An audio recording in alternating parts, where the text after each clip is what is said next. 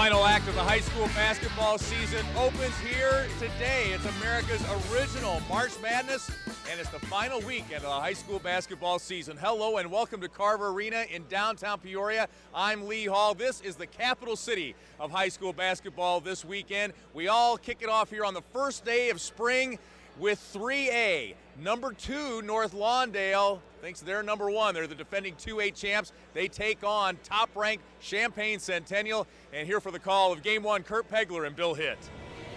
Thank you, Lee. Indeed, welcome into Carver Arena, the first day of spring and the last weekend of the boys' basketball season in the state of Illinois. Kurt Pegler along with Bill Hitt, the former Proviso East head coach who's won a couple of state championships. You know what it's like to be playing on the final weekend of the year, and we can't get much better than a Class 3A state semifinal. Number 1 Centennial against number 2 Lawndale for a right to play for tomorrow's championship. You know, we're in for a treat. Both of these teams have made a living of getting the ball up the court, scoring a lot of points, and putting tons of pressure on the defensive end. Let's tell you how both of these teams made their way to Peoria. First with Centennial, which beat Champaign Central for the regional championship and then took out Springfield Southeast in overtime and Lincoln for the Decatur Eisenhower sectional before beating Belleville Althoff for the Springfield Super Sectional Championship on Tuesday. The road to Peoria for North Lawndale included a victory over Nazareth Academy to win the LaGrange Park Regional.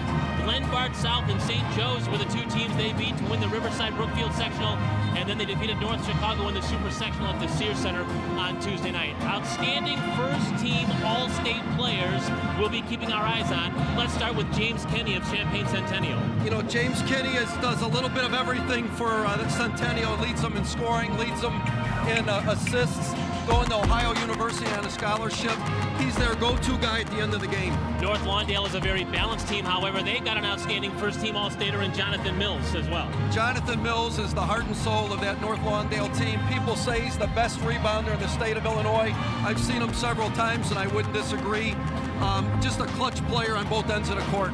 All right, let's break down this game and bring you the keys to the game so you can watch and enjoy along with us. And tonight's keys are brought to you by the Tire and Wheel experts, Waukegan Tire in Waukegan, Park City, and Grays Lake. What are the Centennial keys? They have to limit turnovers. North Lawndale forced North Chicago into 26 turnovers in the Super Sectional. They cannot have anywhere near that number. Centennial likes to run with the ball, but they have to choose their times. They cannot get into a foot race. And lastly, defensively, they have to keep the guards, North Lawndale's guards, out of the paint. What about North Lawndale? What are their keys? They attack offensively and defensively all the time, and it starts with their dominance on the boards. They're going to look to dominate offensively and defensively, the rebounding. They're wonderful at transition defense. They pressure all over the court. But they really have to do a good job guarding the guards on the perimeter because that's the strength of Centennial. It's number 1 Centennial against number 2 Chicago North Lawndale, Class 3A boys basketball state semifinals. And the action is up next here on the IHSA television network. The Chargers of Champaign Centennial, 30-1, set to take on the Phoenix of Chicago North Lawndale, 29-4. Class 3A boys basketball state semifinals here in Peoria at Carver Arena. Kurt Pegler, Bill Hitt with you. We mentioned, Bill, that these two teams like to score. Centennial averages about 69 points per game, and North Lawndale averages about 78 points per game, so we're in for some offensive firepower here. You know, just looking at the game, you think there's going to be a lot of points scored. Every once in a while, that can fool you. Both of these teams are so good defensively that we might see them overly cautious offensively. I know Centennial is not going to want to try to run the entire game, so we might see a little bit more caution than normal. You see the tale of the two cities. Centennial located in Champaign, about a 90-mile trip to Peoria. North Lawndale coming 165 miles from Chicago. The Big 12 representatives, the Centennial Chargers, and of course, the city champion North Lawndale playing in the Public League. They both made their way to Champaign. Second year in a row that a Champaign school has made it to town here to play for the state championship. North Lawndale won the 2A championship last year, trying to follow that up with a 3A title. Let's meet the players. Here's our public address announcer, Paul Herzog.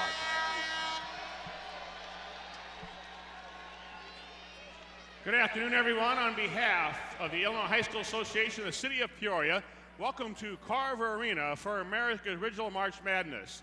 This 3A semifinal game for Class 3A boys in 2009 featured the Champaign Centennial Chargers, a record of 30-1, and the Chicago North Lawndale Charter Phoenix, a record of 29-4.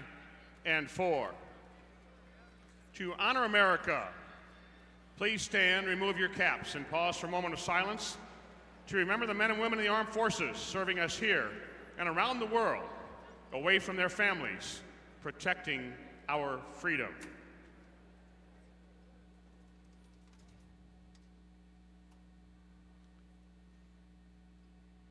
Thank you as we thank them.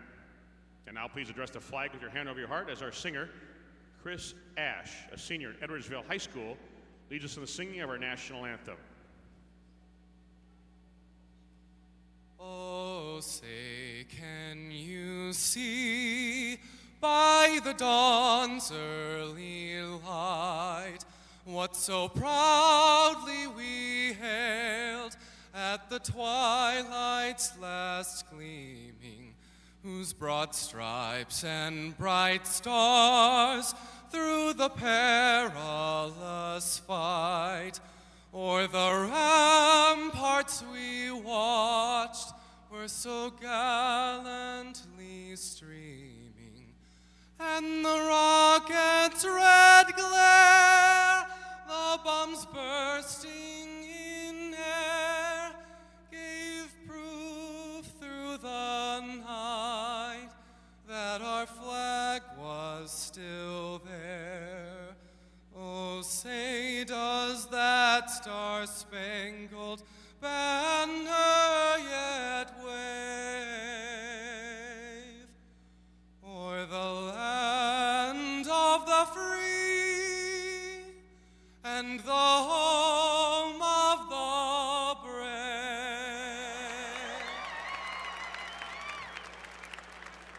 Now let's meet the teams for this semifinal contest. For the Centennial Chargers, 6-foot junior, 10, Jimmy McDonald. 5'10" senior, 11, Marcel Kelly. A 6'1" junior, 12, Trevon Porter. 5'11" junior, 20, Tim Weaver. 6'6" junior, 30, James Mean. 6-foot junior, 34, Tiger O'Neill. 6-foot junior, 40, Lazarus Baker. 6'8" junior, 44, Cliff Meese. And a 6'7" sophomore, 55, Josh Piper. And now meet the Phoenix of North Lawndale. 0, a 6-foot sophomore, Brandon Thorpe. 5'6" junior, 1, Stephen Thorpe. 5'9" senior, 3, Dante Dangerfield. 6'4" sophomore, 14, Maurice Williams. 5'9" senior, 24, Z. Jones. 5'11" senior, 32, Bryant Edwards. 6'11" junior, 33, Paul Bunch. 6-foot junior, 34, Hiram Moss. 6'5" junior, 40, Deontay Banks. 6'6" junior, 41, Giovanni Austin. And now the starting lineups. At a guard for Centennial, a 5'9" senior, 22, Bryson Davis Johnson. At a guard for North Lawndale, a 6-foot senior, 10, Terry Johnson. At a guard for the Chargers, a 6'1" senior, 23, James Kinney. At a guard for the Phoenix, a 6'4" senior, 21, Miles Mayfield. The third guard for Centennial, a 6'1" senior, 32, Jordan Johnson. The third guard for Lawndale, a 5'11 senior, 23, John Taylor. At center for the Chargers, a 6'8 junior, 42, Jeff Johnson. At a forward for the Phoenix, a 6'5 senior, 4, Jonathan Mills. And a forward for Centennial, a 6'3 junior, 24, Rayvante Rice. And a forward for North Lawndale, a 6'4 junior, 44, Jermaine Winfield. Head coach in his 8th year for the Chargers, a record of 138 and 86, Tim Lavin. Assistant coaches, Sonny Walker, David Hansen, and Mark Shagnon. 11-year head coach, 9 for North Lawndale, a record of 223 and 59, Lewis Thorpe. Assistant coaches, Randy Brown, Reverend Howard Brown, Terry Johnson, Kelly Martin, George Montgomery, and Harvey Jones. As the players and coaches wish each other good luck at half court, the IHSA board, its member schools, and expect to promote good sportsmanship from all athletes. Coaches, students, parents, and spectators should do likewise. We request your cooperation by supporting the participants and officials in a positive manner. Do what's right. No other state in America can claim the rich history and tradition that's been generated by March Madness, Illinois. It's America's original March Madness. Direct your attention to the arena floor and meet the officials for this game. The referee from St. Charles, David King. From Elgin, Jim Dinkheller. And from Wheaton, Rob Watson.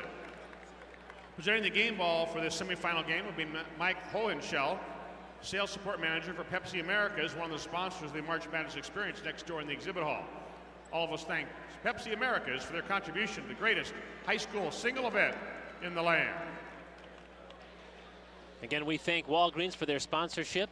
And as the teams show the shaking of hands and sportsmanship, Walgreens a proud sponsor of the IHSA Do What's Right Good Sportsmanship campaign. How about our Meijer starting lineups? Brought to you by Meijer. Check us out at Shop for More at Meijer.com. Centennial has 3 young men with the last name Johnson in the lineup.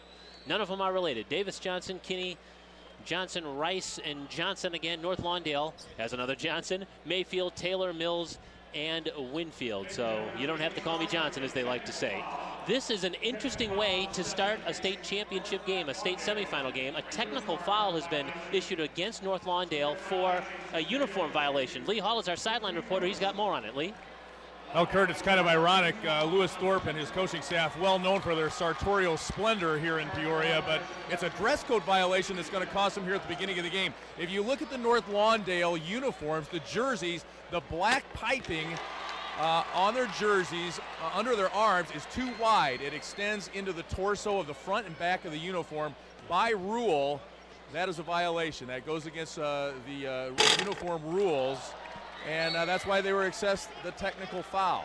So they have received warnings, I'm told by IHSA officials, about those uniforms, and they were told if they took the floor in those uniforms, they would be assessed a technical. So there you have it, guys. So Jeff Johnson splits the free throws. We won't have an opening tip. Instead, it's Centennial that opens the game with the basketball. Interesting way to start the game with a technical foul, huh, Bill? You know, it doesn't happen often, but, you know, rules are rules, and they're there for a reason. Here's James Kinney. Lob, they try to backdoor to Ravani Rice, and it didn't connect, and here comes North Lawndale now. Centennial has the 1-0 lead. This is Mills. John Taylor with it. The Phoenix will play 12 players likely today. They've had 12 different starting lineups this year, so they've moved players in and out of their starting 5 all season long. You know they play. They have a long bench. Coach Thorpe plays it. In the super sectional game, they played 10 guys between 11 minutes and 16 minutes. That's unusual. Bryson Davis Johnson with that reach-in foul against Centennial, the first of the game. You know, on the opposite end of it, Champaign's bench is good, but it's not anywhere near as deep, and so foul trouble may be a factor. It's been an emotional year for the Phoenix of North Lawndale. We'll share some of those stories throughout the telecast for you. First shot is missed that time by Terry Johnson, ball's on the floor. Mills had it, but he was on the seat of his pants, had to call timeout. What you just saw there is what Jonathan Mills does best, rebound the basketball. Yeah, he's a guy that just absolutely is a terror on the glass, averaging better than 14 rebounds per game. So a quick timeout called by North Lawndale to prevent a traveling violation. Well, you know, and there could have been. He kind of rolled on the floor a little bit, but it wasn't called. You'll take a look at the tournament history. North Lawndale, 4th consecutive trip to Peoria. Lost in a state quarterfinal matchup against IVC. That's Chillicothe, not too far here from Peoria, but has backed it up. They had a state championship team last year, had a state runner-up team the year before in different classes, and now this team, which was the 2A state champs a year ago, beat Peoria Manual on this very floor for the 2A championship, now in Class 3A, trying to back that up with the 3A title. This is the second appearance for Champaign Centennial, the first since the team went to the Elite Eight back in 1984. That team lost in Champaign in an Elite Eight game, and now back in Peoria in a state semifinal matchup, so the furthest that a Centennial team has ever played. You know, and North Lawndale being here before, that may factor into it. They could be the first team to win three trophies in 3 different classes. Well, they are going to do that. They're going to win a trophy here. Yeah, guaranteed a trophy. How about that, to play in state title games in 3 separate years in 3 different classes? Huh? Right. We're just underway. Champaign Centennial started the game with free throws on a technical foul and leads at 1-0. We're glad you're alongside here on the IHSA television network. Winfield's shot is no good, and the ball is going to go out of bounds, but it's going to be a foul against North Lawndale. Yeah, Mills got a little over-aggressive on the rebound, went over the back. We're going to see North Lawndale, one of their bread and butter is a 2-2-1 press. And, you know, they'll show you a variety of looks. It looks like they're going to back it off to the half court a little bit. They love to trap on the wings. Again, 26 turnovers against a very good North Chicago team is really, you know, that's unheard of almost. And certainly the tempo of this game will be a key. James Kenny's first shot is no good, and the rebound is ripped down by Jermaine Winfield. Ball is on the floor, still loose, as John Taylor comes up with it quickly down the floor. 3 ball missed that time by Terry Johnson. Long rebound, chased down by Miles Mayfield. That's him with the basketball, crossover dribble. Hangs, fires, missed the shot. Mills, another offensive rebound and laid it in. That's his second rebound and 1 foul on the first 3 shot attempts. Well, Lewis Thorpe, the veteran coach of North Lawndale, says he is the best rebounder he has ever coached. And I know you said at the top of the broadcast he's considered perhaps the best rebounder in the entire state. Well, you know, and rebounding, so much of rebounding is just heart and desire, and he has it. Now after a defensive board, he brings the ball down the floor. 3 from the corner is missed, tipped around, and Centennial gets it. You know, that's the second time down the court where they took what I thought were quick shots. You know, you just have to be a little bit more patient offensively. Even that was not necessarily the shot you wanted. It was a 1-on-3 break. Jordan Johnson off the glass for Centennial, the senior guard, 6'1", 165. And the Chargers have a 1-point advantage. Now Mills from the free throw line extended, can't get it. It's been a cold shooting start now for the Phoenix. Back up the floor comes Centennial. Nobody picked up the ball all the way down. Missed shot, however. Johnson couldn't finish. Mills, another rebound. He's got 4 here in the opening 3 minutes of this game. You know, one of the things that I'm interested in seeing is just how good North Lawndale can shoot from the perimeter. In many of the games that I've seen them play this year, the teams that they were playing turned the ball over so quickly they never got into their offense. Got to be patient against those quick hands. Here's Kinney. Tried to scoop the shot up in traffic, he couldn't get it. That's cleared by Mayfield. Back up the floor comes John Taylor now. It's a 3-on-2. He slips it down to Mills. Nicely done. It's a great transition break there. Got the defender to commit and then just tossed it off for the layup.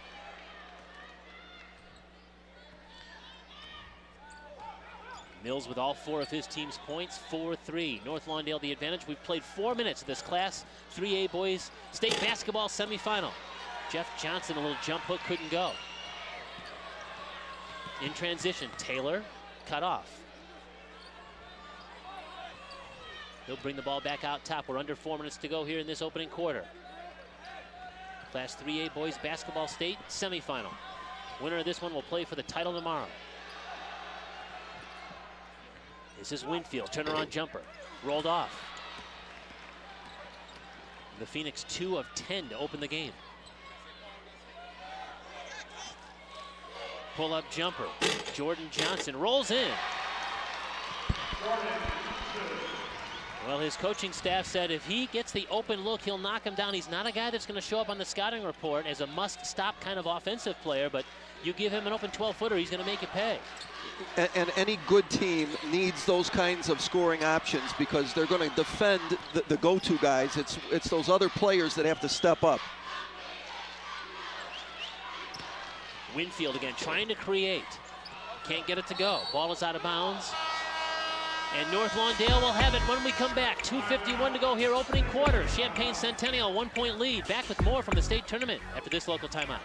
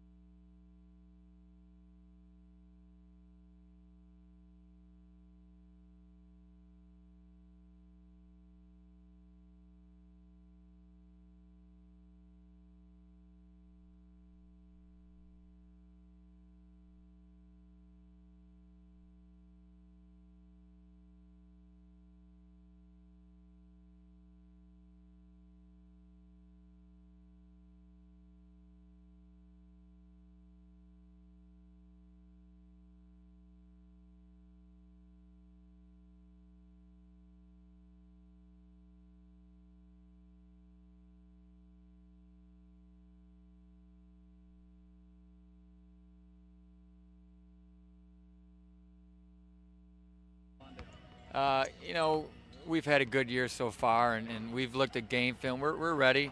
You know, just don't want to get down early. Just want to get out in the first few minutes and play with them, and then go from there.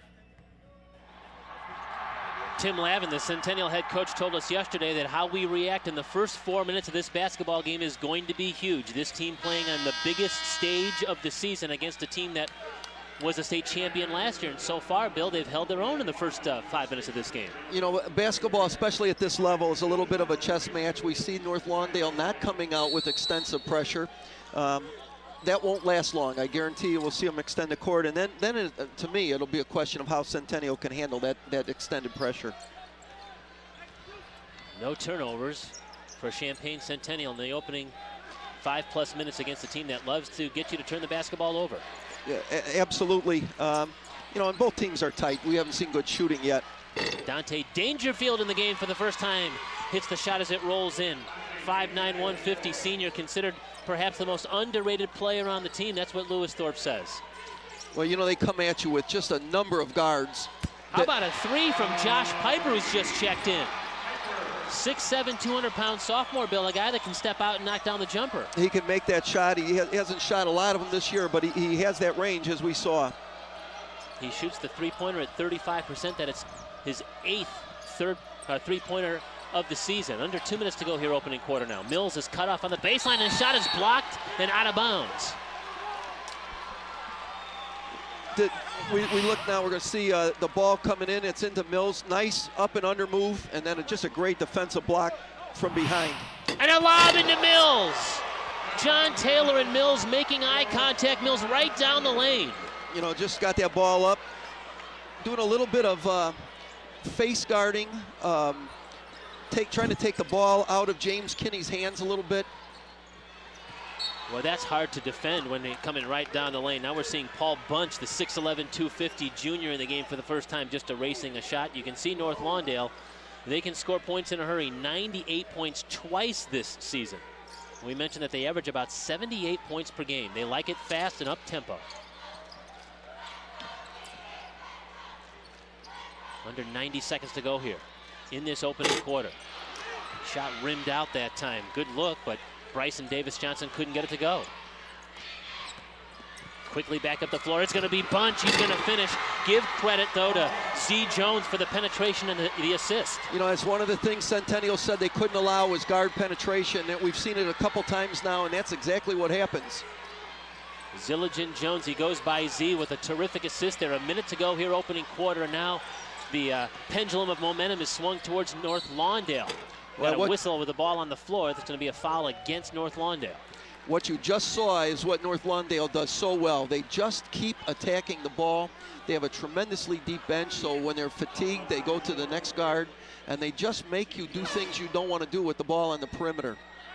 Tim Lavin's team has not lost in this calendar year. 17-game winning streak Centennial takes into this Final Four matchup. Right now, North Lawndale with a 10-8 lead. We're under a minute to go here, opening quarter. Both teams kind of feeling each other out, and as we've seen, as you mentioned, Bill, now the kind of that tempo is swinging more towards the way North Lawndale wants it.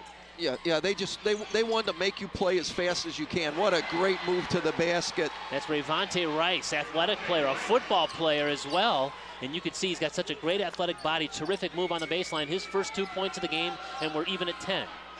You know, when North Lawndale went to their bigger lineup, we see now a little zone action from Centennial, trying to protect the middle as much as they can. That's the way to beat a zone, right? John Taylor, a three from the corner. You know, John Taylor is one of their perimeter threats. Little floater down the lane. Jordan Johnson couldn't get it to go. Ball is still loose. North Lawndale comes away with it. Now the Phoenix in transition. Down the floor is Mills. He beats everybody down, laid it in with the left hand. Great court awareness by Jones again, finding the open man down the court on a breakout. 5-point lead for North Lawndale. Final seconds here, opening quarter.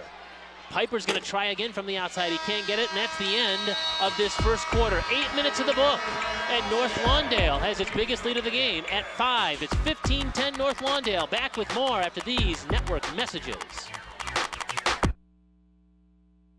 This IHSA telecast is brought to you by Country Financial. For a no-obligation insurance and financial review, call the Country Financial representative near you. At Country, we always ask, what's your idea of financial security? Well, honestly, I don't know a great deal. I know they're a good team, 29-1, outstanding running team, and they hit a lot of threes, so we're going to have to guard the perimeter. And they're big. They're a big team, so we're going to have to rebound as well. Lewis Thorpe, head coach of the Phoenix, won a state championship in 08, was a runner-up in 07, trying to follow it up and get his team to the 3A championship game. Said, honestly, that they didn't have much of a scouting report on Centennial, and you can kind of see both teams feeling their way through that first quarter, huh, Bill? Yeah, especially early in the ball game. And what we've seen in the second part of that first quarter was just a little bit more pressure on the part of North Lawndale. We're seeing that right now, where they're just getting after the ball in the backcourt. This will be a key as to how Centennial can handle the pressure, and how about a three from James Kinney? He's a 46% three-point shooter. He knocks down his first one of the afternoon. You know, Kurt, we were talking at the break, you and I, there's no turnovers yet, but what North Lawndale's pressure has done is make Centennial maybe shoot the ball a little bit quicker than they would want to, and that's a huge factor as well. Stephen Thorpe, coach's son, number one. He's running the show. He's on the floor right now for North Lawndale. Short shot is in. Boy, Paul Bunches, if he gets the ball down there 3 feet from the basket, that's going to be hard to stop. Well, you know, he's got great hands, and like many other tall young players, he's still growing into his body, but he's got great balance underneath. Obviously, he's going to be a ton in this ball game as well. Bunch was a starter on last year's Class 2A state champion, but academics have kept him out of the starting lineup this year. And a steal, there's our first turnover. Dante Dangerfield comes away with it, and now points off turnovers going to be a key now for North Lawndale. You know, he flipped the ball from behind on the drive, and then immediately took off for the basket because he knew the ball's coming back to him. And now an over and back, so on consecutive trips down the floor, Centennial turning the ball over. Let's take a look at those first quarter statistics brought to you by Menards. Save big money at Menards. You know, the only thing that really kind of jumps out at you is the rebounding. 14 for North Lawndale, 6 for Centennial. And Centennial wants to call timeout. Obviously, Tim Lavin did not like what has happened here in the last 30 or 40 seconds where his team has been unable to run its offense. Well, you know what, against a team like North Lawndale, the last thing you can allow to happen is points being scored in a bunch. So, you know, it's a great timeout. His team can handle the pressure. They just didn't on those two possessions. Well, you're talking about a couple of veteran teams here, Bill. with the Phoenix returning pretty much every significant player from a year ago playing in the state championship game. And Centennial returned 4 of their 5 starters from a team last year that was very good, a solid team from a year ago. And, you know, both these teams had their eyes on Peoria really from early in the season. Oh, absolutely. And, you know, really we've seen that, that leadership on both ends of the court. I just think that right now Centennial has to get a little bit more confident that they can handle the pressure and execute their offense, and we're not seeing that so far. And so right now North Lawndale has its biggest lead of the game at 6 points at 19-13. Glad you're alongside for Class 3A Boys Basketball State Semifinals. At Champaign Centennial in their road blue uniforms with navy blue lettering. North Lawndale in the home whites with red and navy lettering. And we're back to action now. Bunch inside, had the ball stripped. Nice pass there from Stephen Thorpe as he slipped the ball in under pressure. You know, once again, you're going to look at a dribble drive penetration. Can't allow that. Nice pass, great pass underneath, and just kind of bumbled it for 1 second. Otherwise, he would have had the dunk. Again, Centennial identified that as one of the big keys to keep the dribble drive out of the basket, and they haven't been real good at that so far. Bunch missed the shot. Winfield had a shot down low. He couldn't get it to go. Ball is on the floor, and it's Centennial that comes away with it. Quickly back up the floor. Kenny lobs, and it's finished off by Revante Rice. But he's going to get a technical for hanging on the rim, it appears. You know, we're going to look at this coming down. Great lob pass up and a dunk, and now the officials are trying to decide if it was a tee or if there was a player underneath. And now they've changed that, so no technical. Initially the whistle was to assess a technical foul, but instead the officials, and I think this is a right call. Kurt, I couldn't agree with you more. You know, it was one of those things where the player went up and saw the player underneath him and just hung on that extra second. And so when a player has an opportunity to protect themselves from a player underneath them, they can hang on that rim. That's exactly correct, and that's a good rule. It's a rule to keep kids safe. I think they got it right. 4-point game, North Lawndale the lead in the basketball. Under 6 minutes to go here, opening half. Class 3A Boys Basketball State semifinal here at Carver Arena in downtown Peoria, and a whistle is going to go against Centennial. You know, that was an interesting look from Centennial. They doubled the dribbler a little bit, and that brings all kinds of danger. You know, if you make them pick it up away from the basket, it's a great thing, but if he splits you, they automatically have an advantage. Foul is going to be whistled against Jordan Johnson. Just the second team foul against Centennial. That's Mills with the basketball, the first team All-Stater. Here's Bunch from the outside. Couldn't get it to go, not really his shot. And we've got a whistle on the rebound. You know, they got Dante Dangerfield on that call, but what a great heads up. Rebound was coming down. He saw it. He went underneath the rebounder to look for a deflection. All right, now what they're doing is trying to take the ball out of the Revante Rice and Kinney's hands, and they did a great job. They make someone else handle the ball. Kinney works baseline, finds the open man. Shot won't go there. Offensive rebound. Centennial's going to get another look at it. 3 from the outside missed. Jeff Johnson had a couple of looks at the basket that time. Couldn't get either jumper to go. Thorpe quickly back up the floor. From the corner, it's Z Jones. He's going to be fouled on the three-point attempt, so he's got 3 foul shots coming. You know, that's a tough thing when you want to close out, especially a big guy that's not used to doing that. You teach kids to close out with both feet together and one hand or 2 hands up. That time he just kind of ran at the shooter.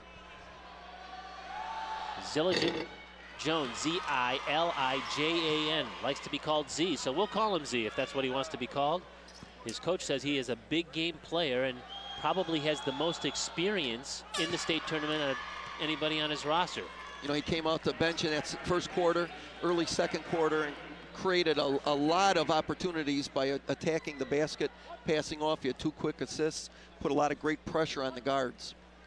So this young man doesn't know what it's like to play in March and not come to Peoria, right? Senior guard, 4 straight trips to Peoria. How many players in state history can honestly say that? Not many. Not many. Nice spin move by Kenny. Little floater, rolls in. What great touch he has. That time we saw a 2-2-1 almost came up with a steal, and Centennial did exactly what you should do against a press. They attacked the basket. 5 points for Kenny, the first-team All-Stater, who averages 17 points per game. Ball is loose and on the floor, still loose after a shot was underneath the rim, too far under. North Lawndale comes away with it. Second chance opportunity, Dante Dangerfield. And again, Jones with the pickup on that loose ball and a great heads-up pass underneath. Dangerfield has really given North Lawndale a nice lift off the bench. Floater off the glass and scoring with the left hand again. So Kenny is showing his repertoire, his scoring repertoire here in the second quarter. Absolutely. You know, we've got a lot of lefties out here. We do. And lefties, to me, add a nice little wrinkle to the game. A couple of good scores on both teams. So used to seeing the game dominated by right-handers, it's nice to see the lefties, the southpaws coming through. Near steal that time. Bunch has it on the floor. He just turns around and lays it in. Well, both ways, the officials are letting them get their hands on the ball a little bit. Offensive foul against Champaign Centennial in transition. That's going to go against Davis Johnson. Jonathan Mills does just a great job coming down, establishing position. He's just a tough kid, takes the charge. North Lawndale, a 26-19 lead, 3:56 to go here in the first half. Back with more after these messages and a word from your local stations.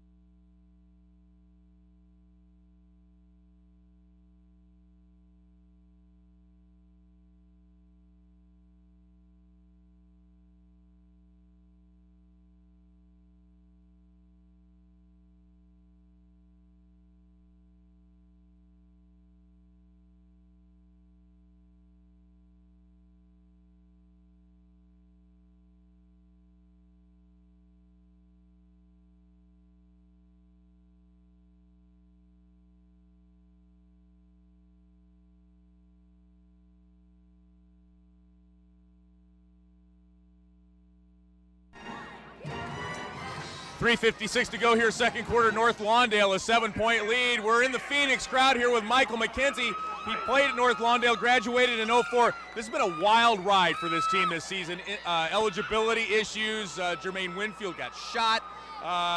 Tell me how they've handled it this year. Well, this team is always going through adversity. We're Phoenix, we're strong, you know, and that's what the school try to teach us and the basketball team teaches us. It's to always persevere through hard times. And, you know, it's going to be challenges along the way, but it's up to us and the Phoenix and our fans and the family to come through the tough times. 4 straight trips. What's Lewis Thorpe like to play for as a coach? What makes his team successful? Oh, he's a demanding coach. He wants you to play hard, you know. The chant is, what do I want, all I got. And that's what the team is going to give you every step of the way. And so he's a great coach. He's a great person, but, you know, when he's on that bench and he's in that locker room, he's going to be in your grill. He's going to be in your face. He demands a lot from you. And that's what you want out of a coach. And we always try to put our players in D1 positions or D2 to play basketball to further their student athleticism. So we at North Lawndale, you know, we're just trying to get them in college and trying to get them to the next level, whatever it means. Basketball, academics. All right. Great, Michael McKenzie. Thank you very much. All right. Thank you. All right. There you got it from a guy who knows, guys. Thank you, Lee. Yeah, Lewis Thorpe telling us yesterday it's been an emotional roller coaster this year, up and down for North Lawndale. With the student body, with the players on this team, they have really faced some adversity. And in a way, getting to the state tournament, he says, has been therapeutic for the student body. Absolutely. You know, it's a healer. It builds community. It's a wonderful experience. And a turnover now. Centennial trying to cash in. Points off turnovers. Kenny from the outside. He's starting to heat up. The first team All-Stater knocks down the outside jumper. And almost a turnover on the inbound. Kenny now with double digits. The first player in double digits. He has 10, but right back down the floor, North Lawndale can answer. Yeah, John Taylor got to the basket that time. Again, you can't allow that quick transition score. 3-ball missed. That's Rivante Rice. Ball is on the floor. Mills comes away with it. Terrific rebounder. Mills now with 7 rebounds in this game. That shot was erased. Rivante Rice high up to get it. Now quickly back up the floor come the Chargers. Right in on Paul Bunch, and the ball is out of bounds. I got to give Rice some credit. He decided to attack right at the big fella. He went at 6'11", 250, Paul Bunch. we're going to see him coming down now. We're going to see the play before. John Taylor going strong. Could have been a charge, could have been a block. No call. And now we're going to see this transition coming down. Ravante Rice going strong to the basket. But you know what? 6'11 is 6'11.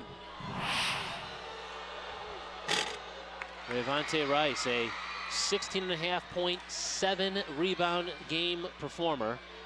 This is a guy who's creative around the basket, and he just has a terrific sense for scoring.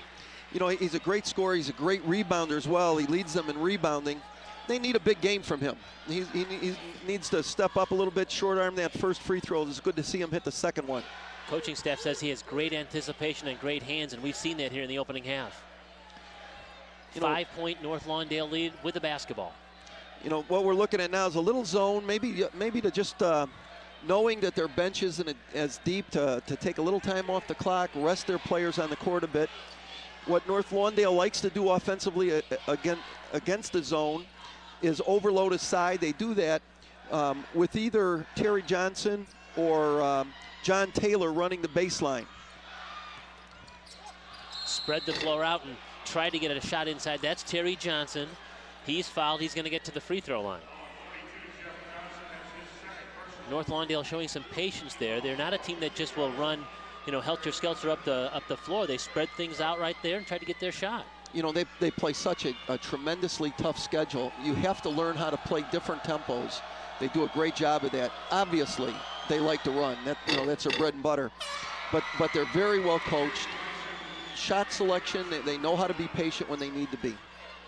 Johnson is the player with perhaps the most excitement for North Lawndale to get to state. He was not on the team a year ago, so was not a part of the North Lawndale trip to state here last year. He's an Illinois State University recruit, so he'll play on this floor against Bradley in future years.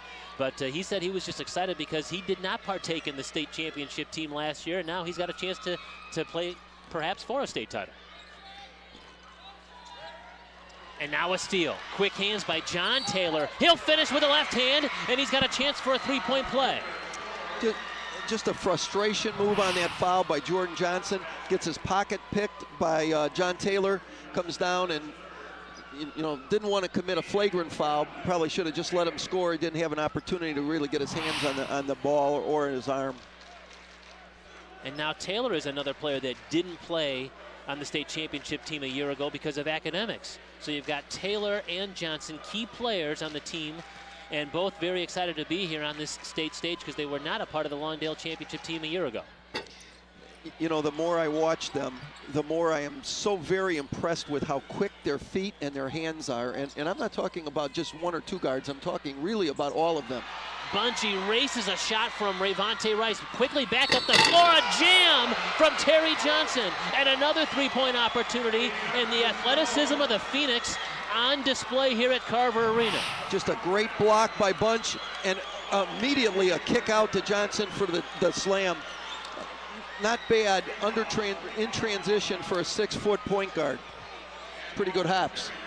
Absolutely, a show put on right now from the North Lawndale Phoenix, doing it on both ends of the floor. They say that a lot of times their defense creates their offense, and we're seeing it. Looks like we got a lane violation on that free throw. Looked like Z Jones got a little bit anxious. 5'9" guard trying to rebound with the tall people. Now they're back in this little 2-2-1 three-quarter court press, and it's really, I think, affecting Centennial's mindset. They don't know when to attack and when not to. Centennial done a pretty good job of handling things with just 4 turnovers in this first half, but as you mentioned, it's forced them into some difficult shots. There's one of them, and that one goes down. Josh Piper, kind of a little jump hook. Nice jump hook. He's a confident scorer. He comes off the bench, scores some big baskets for him. 9-point lead for North Lawndale. Final half minute of this opening half, and the Phoenix may spread the floor for this final possession.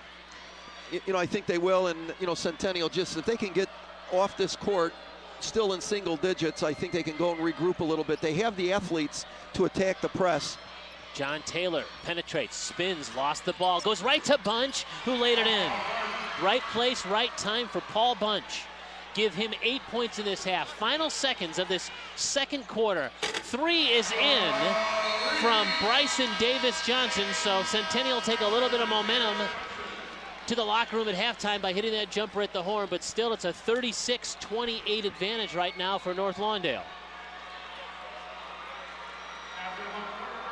Our sideline reporter Lee Hall is getting Lewis Thorpe. He's got the head coach of the Phoenix. Go ahead, Lee, take it away. All right, Kurt, thanks a lot. We're with Lewis Thorpe. You got that tempo going your way there toward the end of the second quarter. Absolutely. Our plan was to get the ball out and run. I know they enjoy it, and I think we're capable of doing a better job. Doing a lot of the little things, getting to the loose balls, hitting the boards very well. Yeah, that's something we've been doing all year long, and we knew that would be a key in this game, so we have to continue to do it. All right, good luck to you second half. Love the suit. Thank you. All right, back at Carver Arena after this network timeout.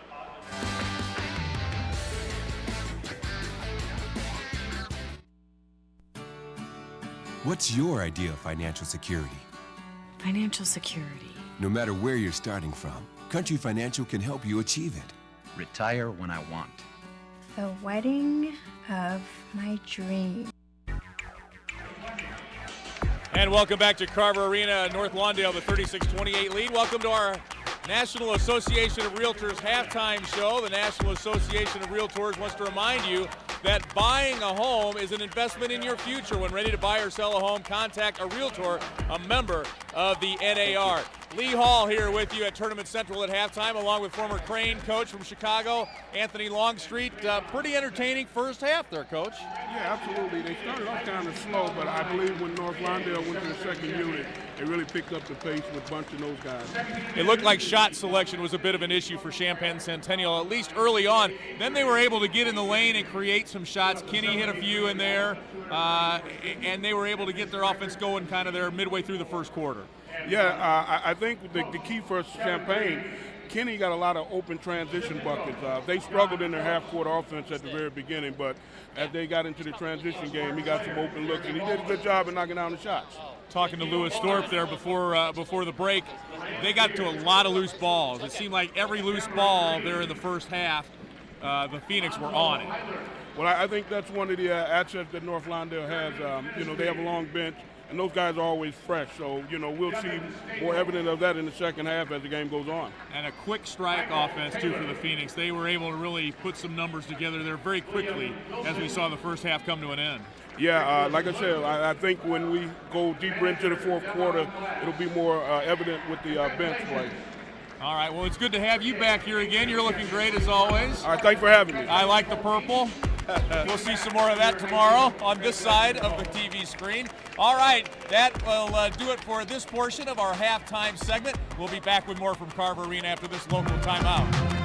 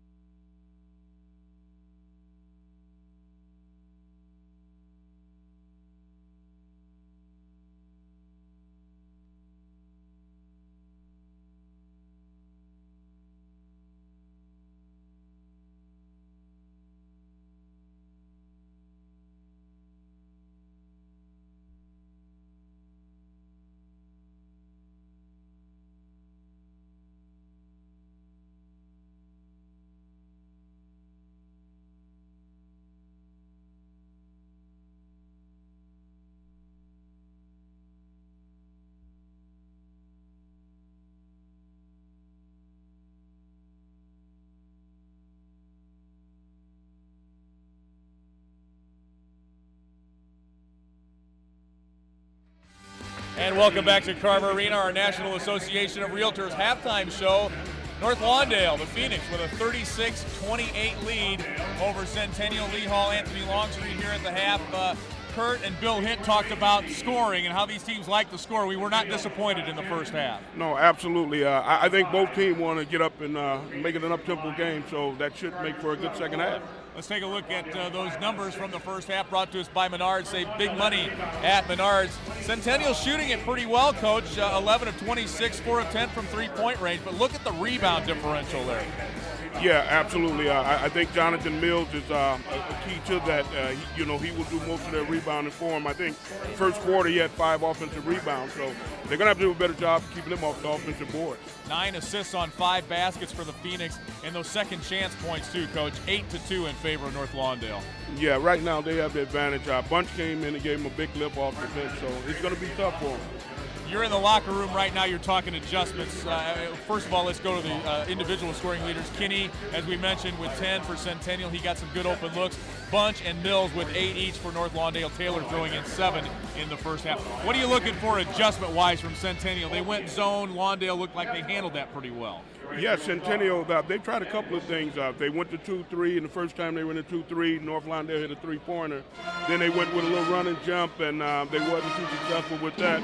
I would just say they're probably going to have to keep playing hard. All right, we will be back with second half action coming your way. Actually, highlights coming up. We'll take a look. We'll time out.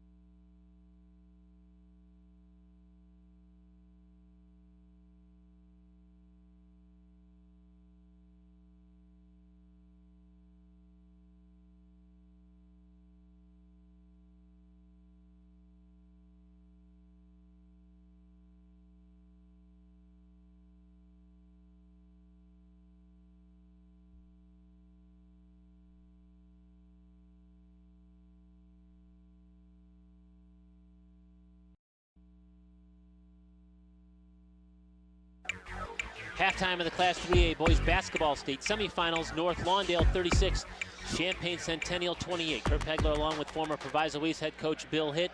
When you take a look at what has happened here, the first half kind of started slowly, both teams figuring out what they want to do, and then the second quarter was really fast. A little bit like a heavyweight fight. You know, they're feeling each other out, and sort of midway through that first quarter, the tempo exploded on both ends, especially North Lawndale putting pressure on in the backcourt. Let's hear from the Champaign Centennial side of the coin. Let's go to Lee Hall.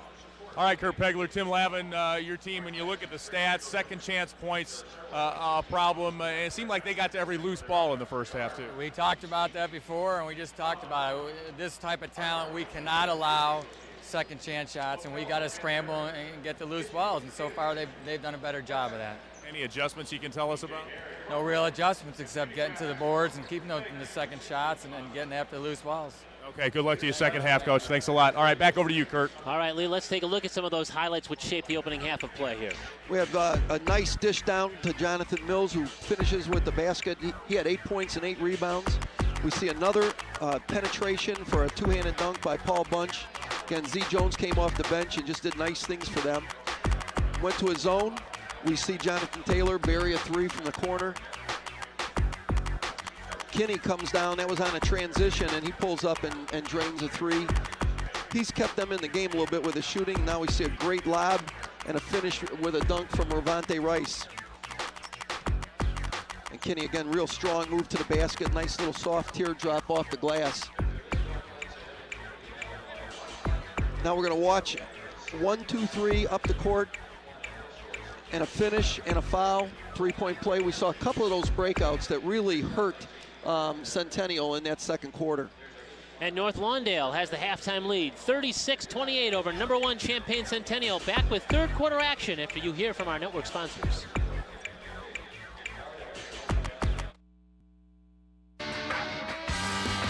Number 2, North Lawndale leads number 1 Champaign Centennial, 36-28. As we get set to start the third quarter of this Class 3A boys basketball state semifinal. The winner here will play for a state championship tomorrow. Chicago Leo and Oswego on the other side of the bracket to determine the opponent for tomorrow's Class 3A title. Kurt Pegler, former Proviso East head coach Bill Hitt, along with you, our sideline reporters Lee Hall and our hardworking IHSA television network crew. Glad to bring you all the action from Carver Arena. We've got 3A hoops today, 4A hoops tonight. Well, you know, Tim Lavin hit the nail on the head on a couple of his comments before we started the second half, and that is they have to get the loose balls, and they cannot allow a lot of second shot points from North Lawndale. They're too good to allow them those second chance baskets. And Centennial starts the second half with the basketball. They're in their light blue jerseys with navy blue trim. North Lawndale is in their home whites with red and blue trim. Offensive rebound tipped in, nicely done by Bryson Davis Johnson.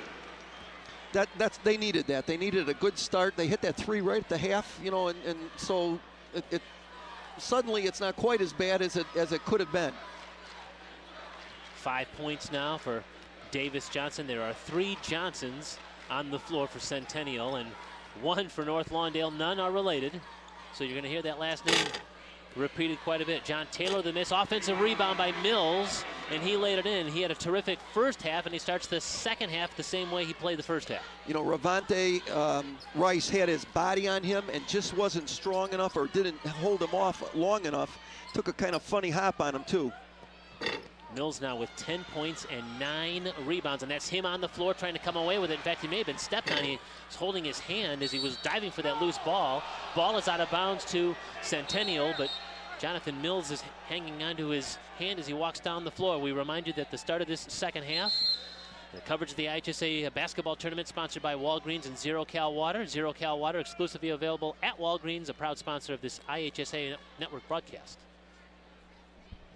You know, that's the second play, kind of in the early first quarter and now early in the third quarter. Jonathan Mills on the floor, working to get the ball. Both times came up with it. We're a minute into this third quarter.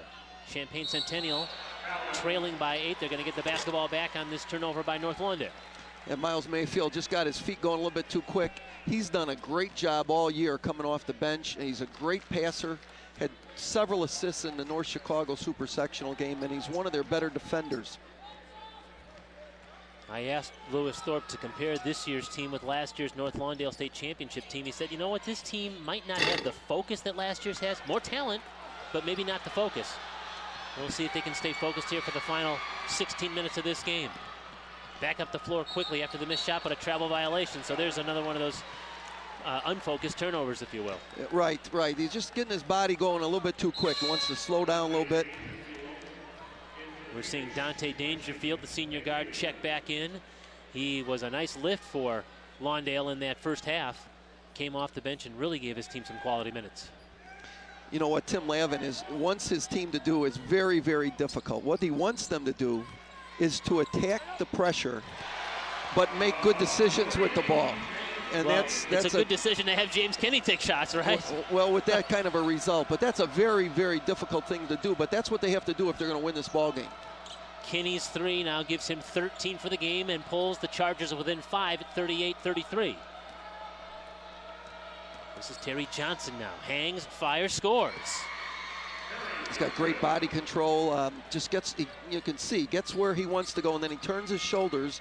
He shot that ball squared up to the basket. His older sister, Brittany, played at State on 2 separate occasions with the girls' team at Fenwick. So, and now a little sibling rivalry. He's got a chance to say that he played in the state Final Four in Peoria. Catch and shoot that time. No good from Rice, but an offensive rebound. Jeff Johnson, who's hacked. Jonathan Mills, again, did a great job of establishing position. Probably a good no call right there. Did a little flop, and then from behind, Jermaine Winfield with the grab. What a great compliment Tim Lavin gave Jeff Johnson. Said this guy has great basketball IQ. He's a terrific passer from the post, but he's being recruited by, among other schools, Harvard. So you would imagine that he's got a pretty good basketball IQ. He's probably got a pretty good IQ. Yeah. Johnson started the game at the free throw line. If you're just joining us, North Lawndale was assessed a technical foul before the game even started for improper uniforms. So he opened the game with a free throw make, and Champaign Centennial had a 1-0 lead before we actually even put the ball in play. Ball is in play now, tipped around and controlled now by Centennial. Back up the floor comes Kinney. He's fouled. You know, a couple of quick calls. I think they're good calls, reaching in on the ball, and that's a key. When you play a team like North Lawndale, if the officials allow a little bit of reaching in, it can disrupt your timing. We're just underway, third quarter. North Lawndale, a 6-point lead. Back with more from the state tournament after this local timeout.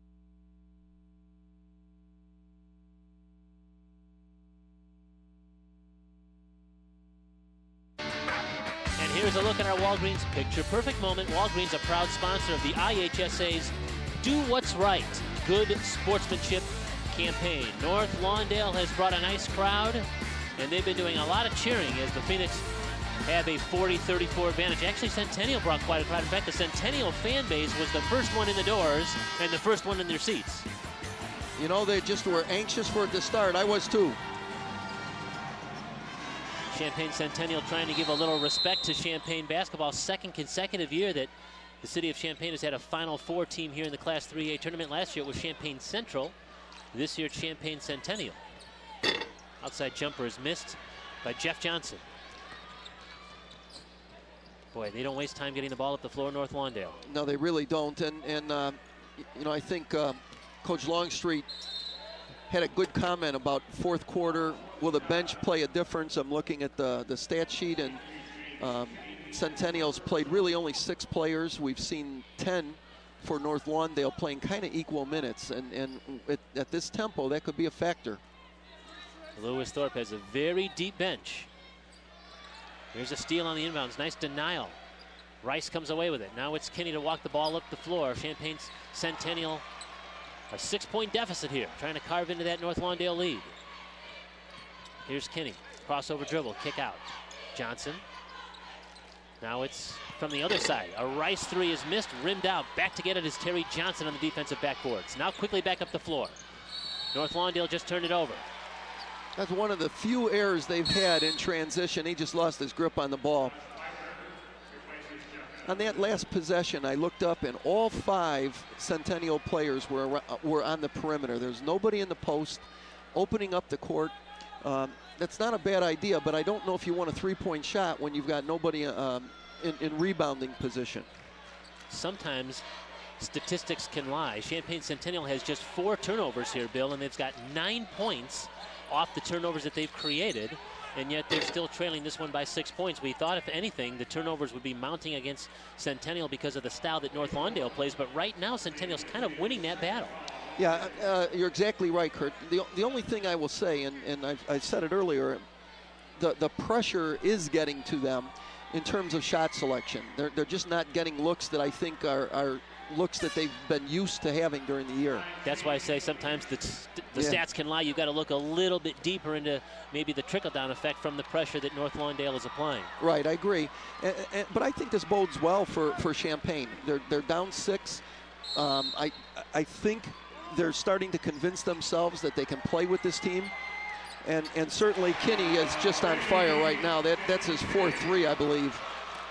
He can shoot the 3, and he has 16 points. His team is now within 3. It's a 1-possession game. Driving baseline, and it was Z Jones. He couldn't finish. Now Champaign Centennial back down the floor. This is Davis Johnson. Missed the shot, tipped up and in. Are they going to wave it off? Offensive foul. Ravante Rice, if you take a look here, good strong move, and then from behind just crashes through him. A good call by the officials on that. Tough call for Champaign, but was the right one. So no basket there. That could have made it a 1-point basketball game. We're seeing a little 2-2-1 press now from Champaign that North Lawndale should be familiar with because it's their bread and butter. Stephen Thorpe is in the game. And now an outside jumper is good for Terry Johnson. So he had a 3-point look, and he makes good on it. That was good ball reversal on that time. They brought the ball down and transition to the corner. Z Jones kicked it out, found the open shooter. Terry Johnson's first 3-point make of the afternoon. He's got 9. Long shot, long rebound. It's Rice in the offensive glass, and he shoots it off the glass and in. You know, he's coming to life a little bit, and they need him to score points. Z Jones quickly back up the floor, slipped the ball to Bunch, had the ball knocked out of his hands, got it back, turned around, shoots it no good. Whistle on the rebound. It's going to go against Centennial, and that's going to be Jordan Johnson with the foul. Looks like he got a little push in the back. Now we come down, nice pass off, ripped it out of his hands. And then just right there, you can see him in the bottom of the camera, giving him a little shove on a rebound. And that's what Jonathan Mills does. He brings that kind of attention. He's got a double-double already, 10 points, 12 rebounds, and we're not even done with the third quarter. Yeah, he can really fill up a stat sheet as he fills the lane, that's for sure. Under 3 minutes to go here, third quarter. 4-point lead for North Lawndale in this Class 3A boys basketball state semifinal. The winner to play for a championship tomorrow.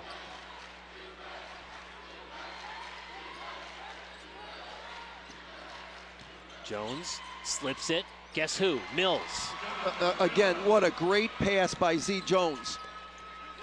Gets himself into the paint. Great body control, great vision. And Mills working on a 12-point, 12-rebound game here in the state semis. Rice open 3. That's in. He doesn't mind stepping out there and shooting the 3. A 34% three-point shooter. We've got ourselves a 3-point game. And an answer on the other end. How about Z Jones? Yeah, he's been a big difference maker, I think. And now a near steal. Boy, Stephen Thorpe with the quick hands almost came away with a backcourt steal. Floater is no good. Tipped around and controlled by Centennial. Jeff Johnson sticking with it is going to be rewarded with some foul shots. There's a great sequence right there offensively and defensively. Now going strong to the basket. The ball sits on the rim. And we see Jeff Johnson just go a strong move. That's a tough way to draw a foul or to take a foul. That's Johnson's game around the low post there. However, he has been known to score prolifically. He had a 31-point game earlier this year against Urbana, but really you're going to see him do most of his damage around the rim. You know, as you said earlier, a great passer. He's got great vision. I've been real impressed with how well he squares up to the basket when he catches the ball in a post.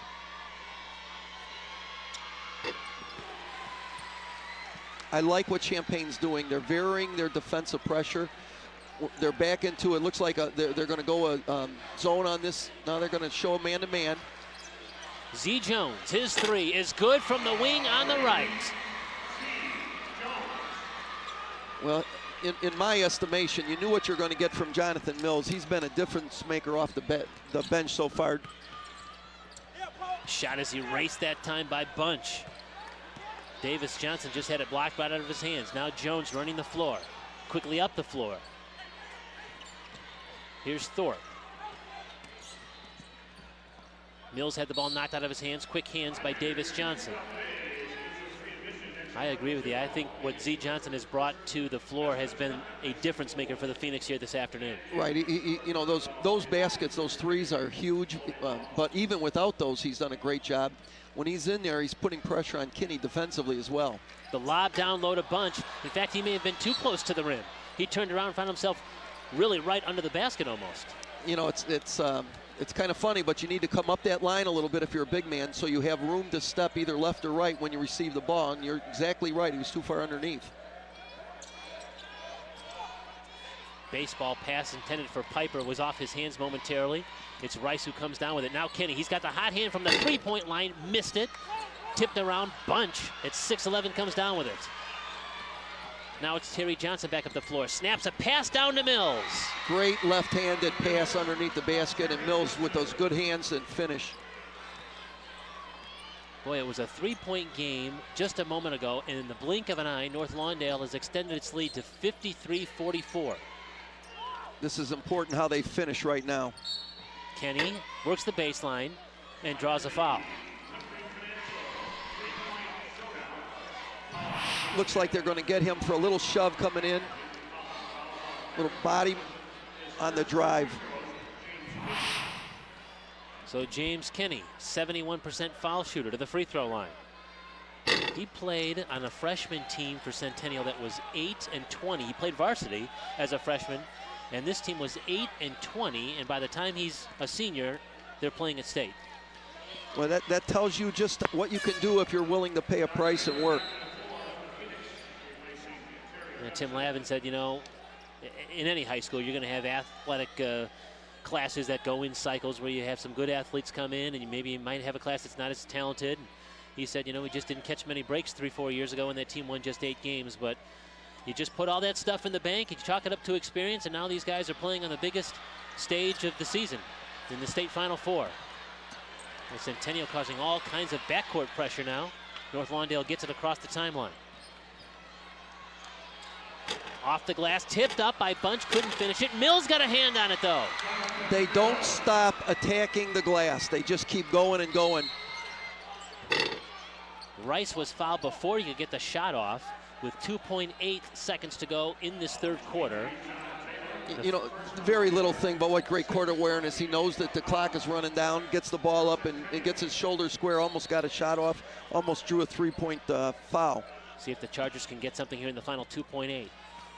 Rice, fadeaway baseline is short, no good.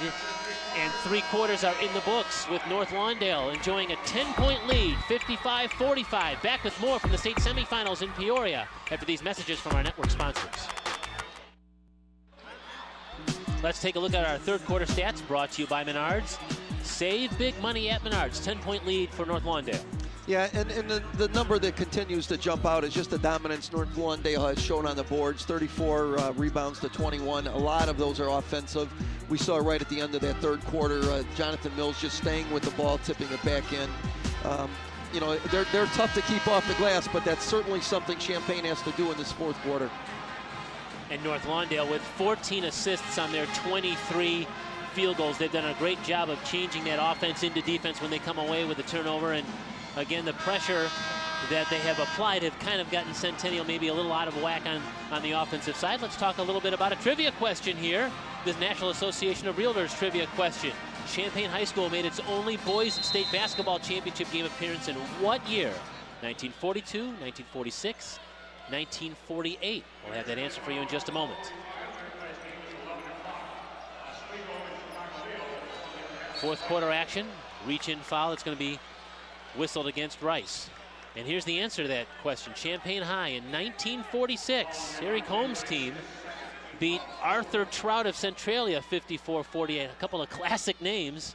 That was back in 1946. First post-war high school state championship in the state of Illinois. Champaign's started this fourth quarter in a little bit of a zone, trapping the wings. Again, just trying to give a different look. Ball is off of Centennial and out of bounds, and so North Lawndale will maintain possession and a 10-point lead. Again, number 1 against number 2, Champaign Centennial. The number 1 ranked team since about the middle of January. North Lawndale, which had been number 1, comes into the state tournament as the number 2 ranked team, 29-4. We've got a whistle and a travel. Nice little reach in there from James Kinney, disturbed him enough that he had to shuffle his feet before he could pick up the ball.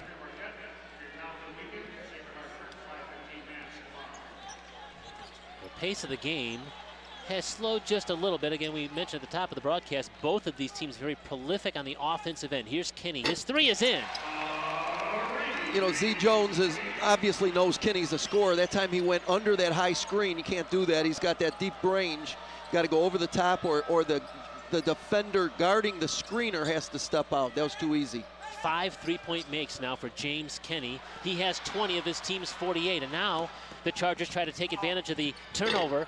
Revante Rice follows his miss and laid it in. Nice body control, and again, Champaign is not going to go away, Kurt.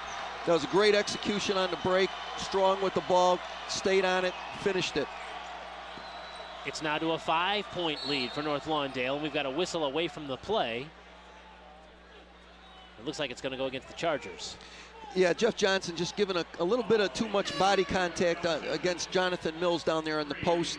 You know, what officials are looking to someone take an advantage with that contact, and that time they determined he was moving him up the lane too much. Dante Dangerfield and Terry Johnson have come back in for North Lawndale.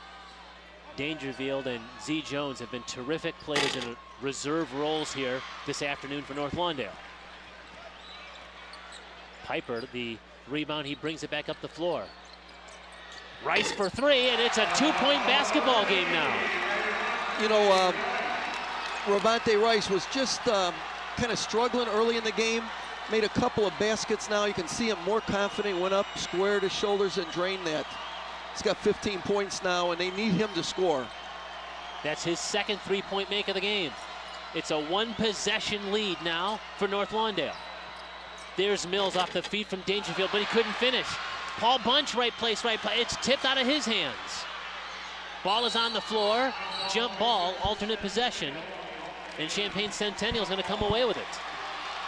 It's one of the very few basket attempts underneath that didn't go down.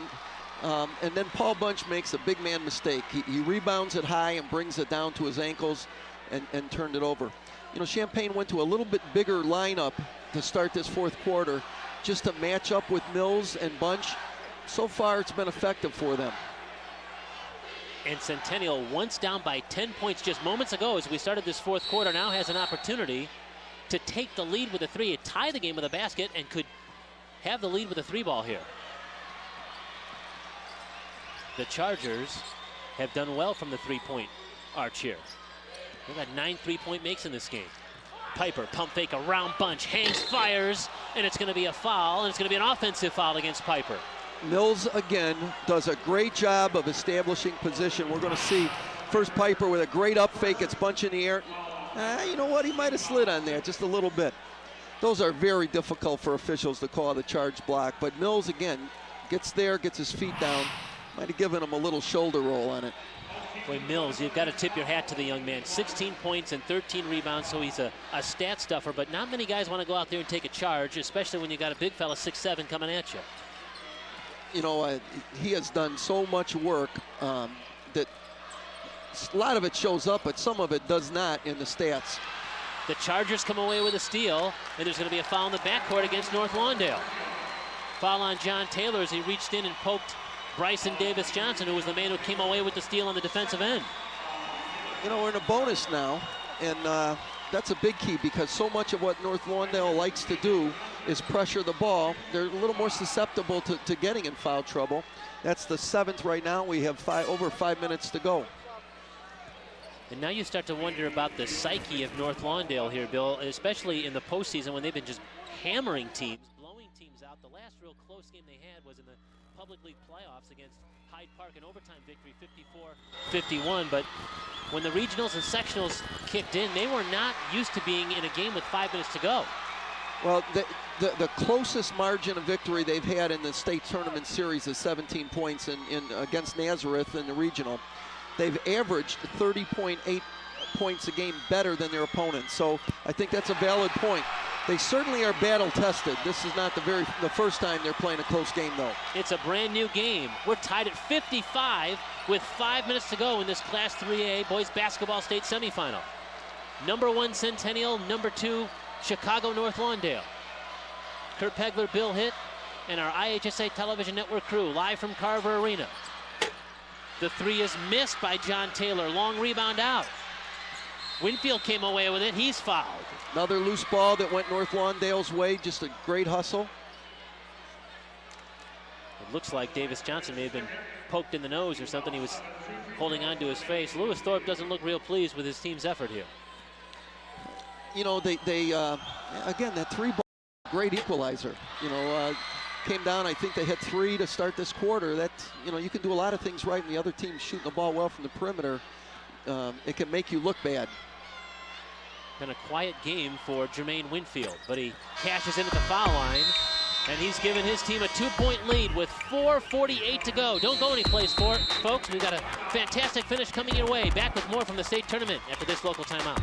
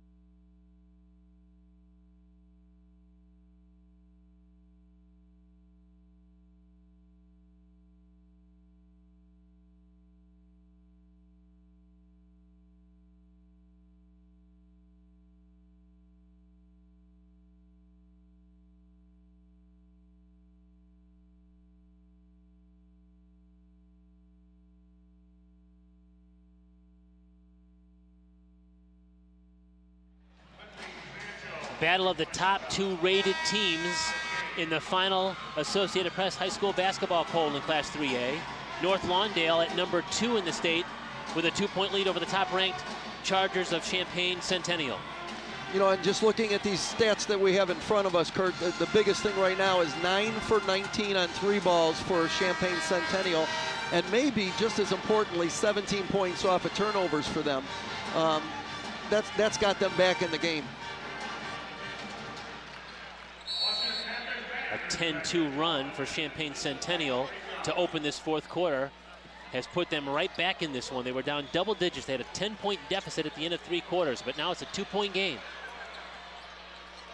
There's the press at the timeline there, a little half-court trap.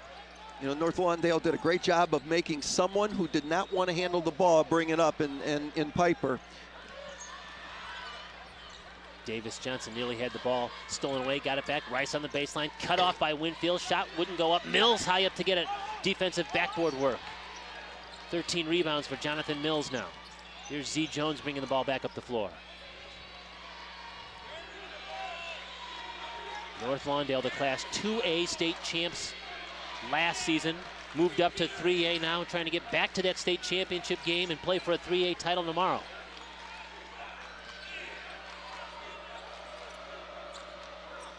Winfield hangs, fires, couldn't get it to go. Did a nice job right there, a little what they call a UCLA up screen to try to get the ball into Jermaine Winfield's hands down low, and they did, just didn't finish. So a defensive stop for the Chargers, and now Centennial shoots for the tie. Johnson, baseline jumper, rims out. He hits the deck. Winfield comes away with a defensive rebound.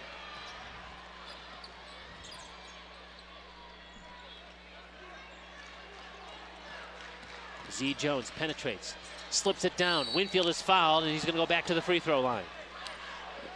We started the ball game talking, Kurt, about not allowing dribble drive penetration. We saw it right there. Great pass, maybe a little bit down low, but a great effort on Z Jones's part to get the ball there. Knows where his target is and get him the ball. Jermaine Winfield is playing this game with a bullet lodged in his right thigh.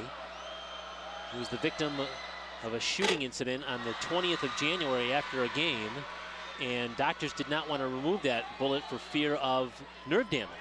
And so he has played. Lewis Thorpe said it took a little while initially, but now he's back to what Coach Thorpe said is a high caliber of basketball. You know, he's just made 3 straight, working on his 4th straight huge free throw. First 2 with a tie game, the other one right now with a 2-point lead. So it's a 4-point lead now for North Lawndale. Inbounds pass nearly stolen, but Rice goes up high to come away with it. Now he's going to attack from the left side and flip it in. Great finish to that. Again, you have to make a pressing defense pay for it, and they did. Rice now with 17. He and James Kinney have combined for 37 of Centennial's 57. Terry Johnson, floater on the baseline, athletic move. You know, a little bit of fatigue right there. Ravante Rice just gave up a lane a little bit too much. Had to draw help, and then that opened up the baseline drive. And Terry Johnson is the second member of the Phoenix to be in double digits. He has 11, and a near steal that time by Mills, but he stepped on the sidelines. Z. Jones ran into Piper's screen, and he might still be seeing SARS a little bit. There was a legal good screen, but a hard one.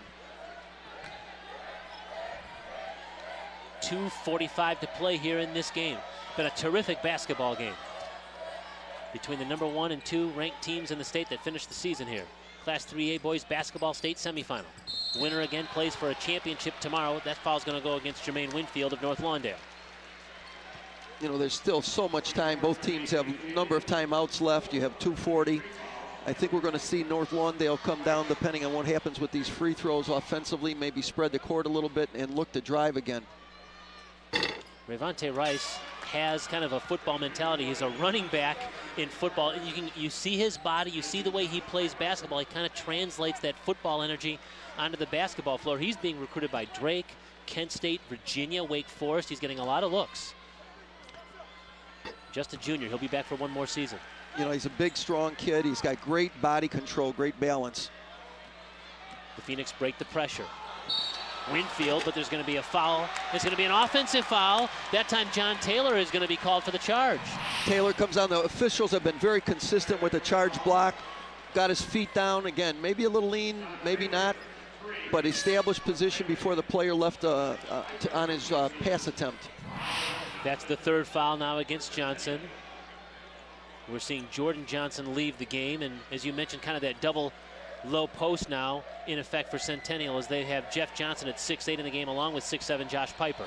Yeah, making a little bit of offensive, defensive substitutions when they can.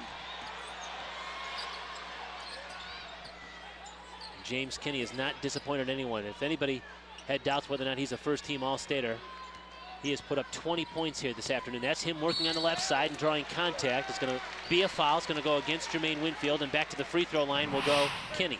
Winfield doesn't like that call, but if you look, you can see his body and his arm on him. That's a foul. You know, it's you can't do that, especially with someone that has left the air.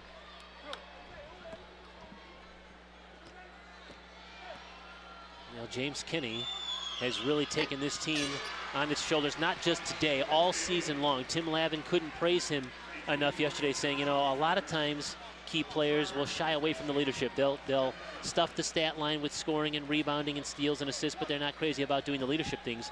Not so for James Kinney. Everything I've seen from him today, he's lived up to the legend. Great court awareness, passes the ball, and very importantly, works extremely hard defensively. He'll play college basketball next year at Ohio University. He's pulled his team to within one, 61-60. North Lawndale the lead and the basketball with 2 minutes to go in this Class 3A boys basketball state semifinal.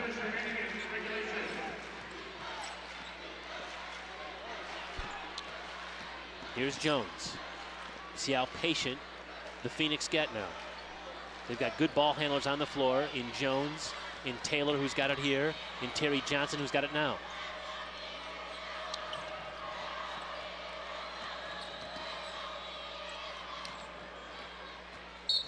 And a foul's going to be whistled way out on the perimeter. That's going to go against Davis Johnson. Good bump, still a bonus. Probably not what you wanted at that time, but not a killer yet. Now we're seeing Jeff Johnson re-enter the game for Centennial. He'll replace Jordan Johnson. And now we're seeing Dante Dangerfield come back in for North Lawndale. Paul Bunch is back in the game as well for the Phoenix. And to the bench goes John Taylor. You know, a game like this, you're talking about very close, obviously, margin of error. Lawndale 9 for 10, now 10 for 11 from the free throw line. Centennial 11 for 16. So if you're looking for margins, all you young players, free throws can be winners and free throws can be losers, especially in a game like this. And Jones now off the North Lawndale bench with an 11-point effort. What an afternoon he's had. He's given the Phoenix a 3-point advantage with 90 seconds to go here in regulation. Here's Kinney. He's guarded by Dangerfield. And the contact and foul is going to go against North Lawndale, likely against Dante Dangerfield, who's considered perhaps the best defender in the state by his head coach, Louis Thorpe. He says, you know, he's the best defender on our team, and Coach Thorpe says he might be the best defender in the state. He's got great hands. I think they got Z Jones on a trip on that. So back to the free throw line goes Kinney.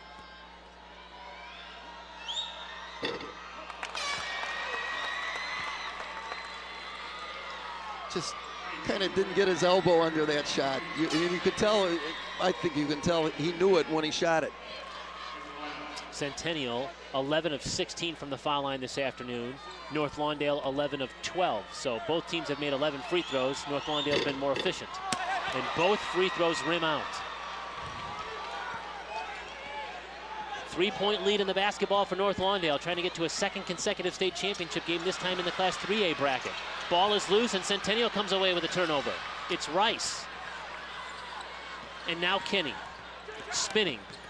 Slipped a nice pass down and a short shot in by Jordan Johnson and a timeout called by the Chargers. So we'll step aside with exactly 1 minute to go here in this fourth quarter. Back with more from the state semifinals after these messages from our network sponsors. Here's our game reset. It's a 1-point North Lawndale lead. The Phoenix with 2 timeouts remaining. The Chargers with 1. The possession arrow right now favoring North Lawndale. And you know, Centennial, Bill, heard the whispers all year long. They're the #1 ranked team in the state, but who have they played? Would they be battle tested? Could they make it to state?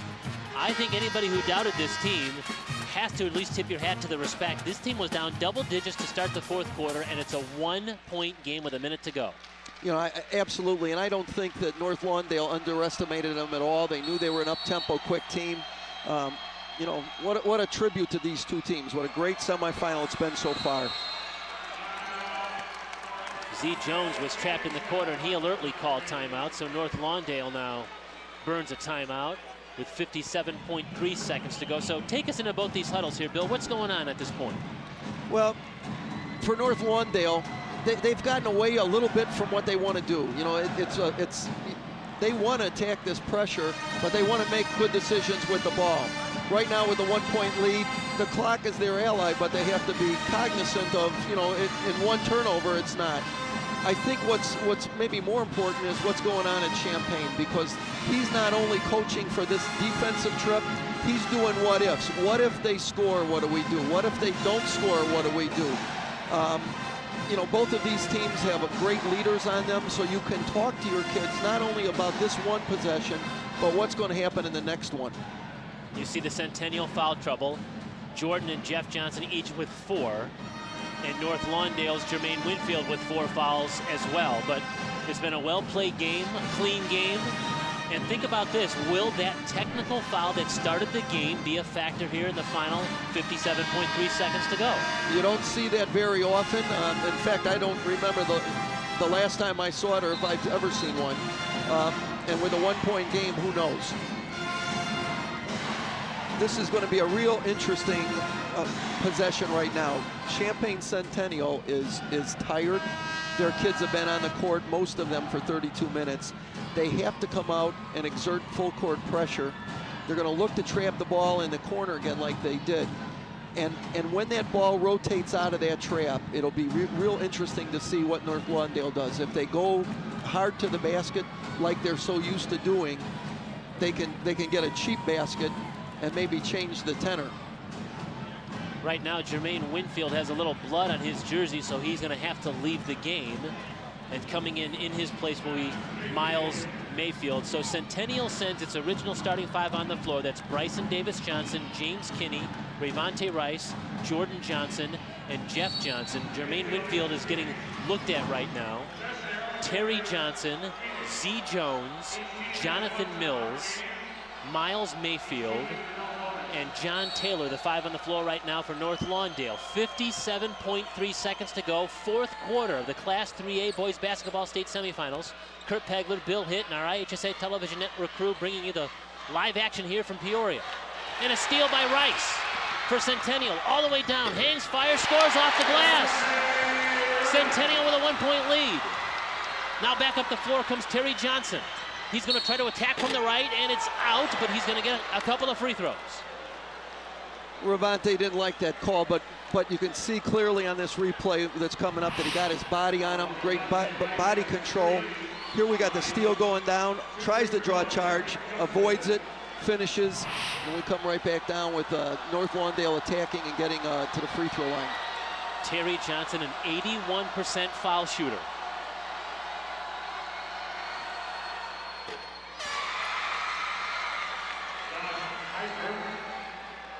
Lewis Thorpe said that he's the best shooter on the team, a smart player. He pumped in 31 points against Chicago Manly back in late January, and right now being counted upon to give his team the lead at the foul line. Dante Dangerfield's going to try to check back in again. He's kind of their defensive stopper, so the coaching staff trying to get him back in, and now it looks like Jermaine Winfield is going to re-enter the game now. You don't think Coach Thorpe is trying to freeze a shooter with these? No, he's trying to get his defensive lineup in there. The thought did cross my mind, however.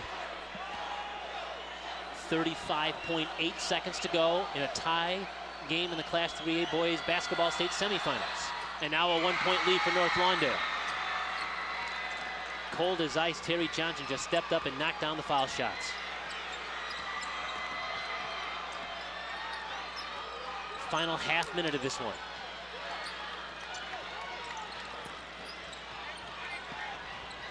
They are not going to let Kinney touch the ball. This is Bryson Davis Johnson, 15 seconds and counting, and a timeout now called by Tim Lavin. They have Dangerfield guarding Kinney, and his job is real simple. Don't let him catch the ball. Well, North Lawndale has done its job at the free throw line. 8 out of 8 this quarter. They have really made hay at the foul line when they've been sent there. 13 seconds to go here. North Lawndale, a 65-64 lead over Champaign Centennial. So now if you're Tim Lavin, you're in this huddle. Who's going to get this basketball? Obviously, they're going to try and deny James Kinney. Yeah, you first got to give him a chance to touch the ball. So they're going to draw up something that if they do it correctly, he's going to get his hands on the ball.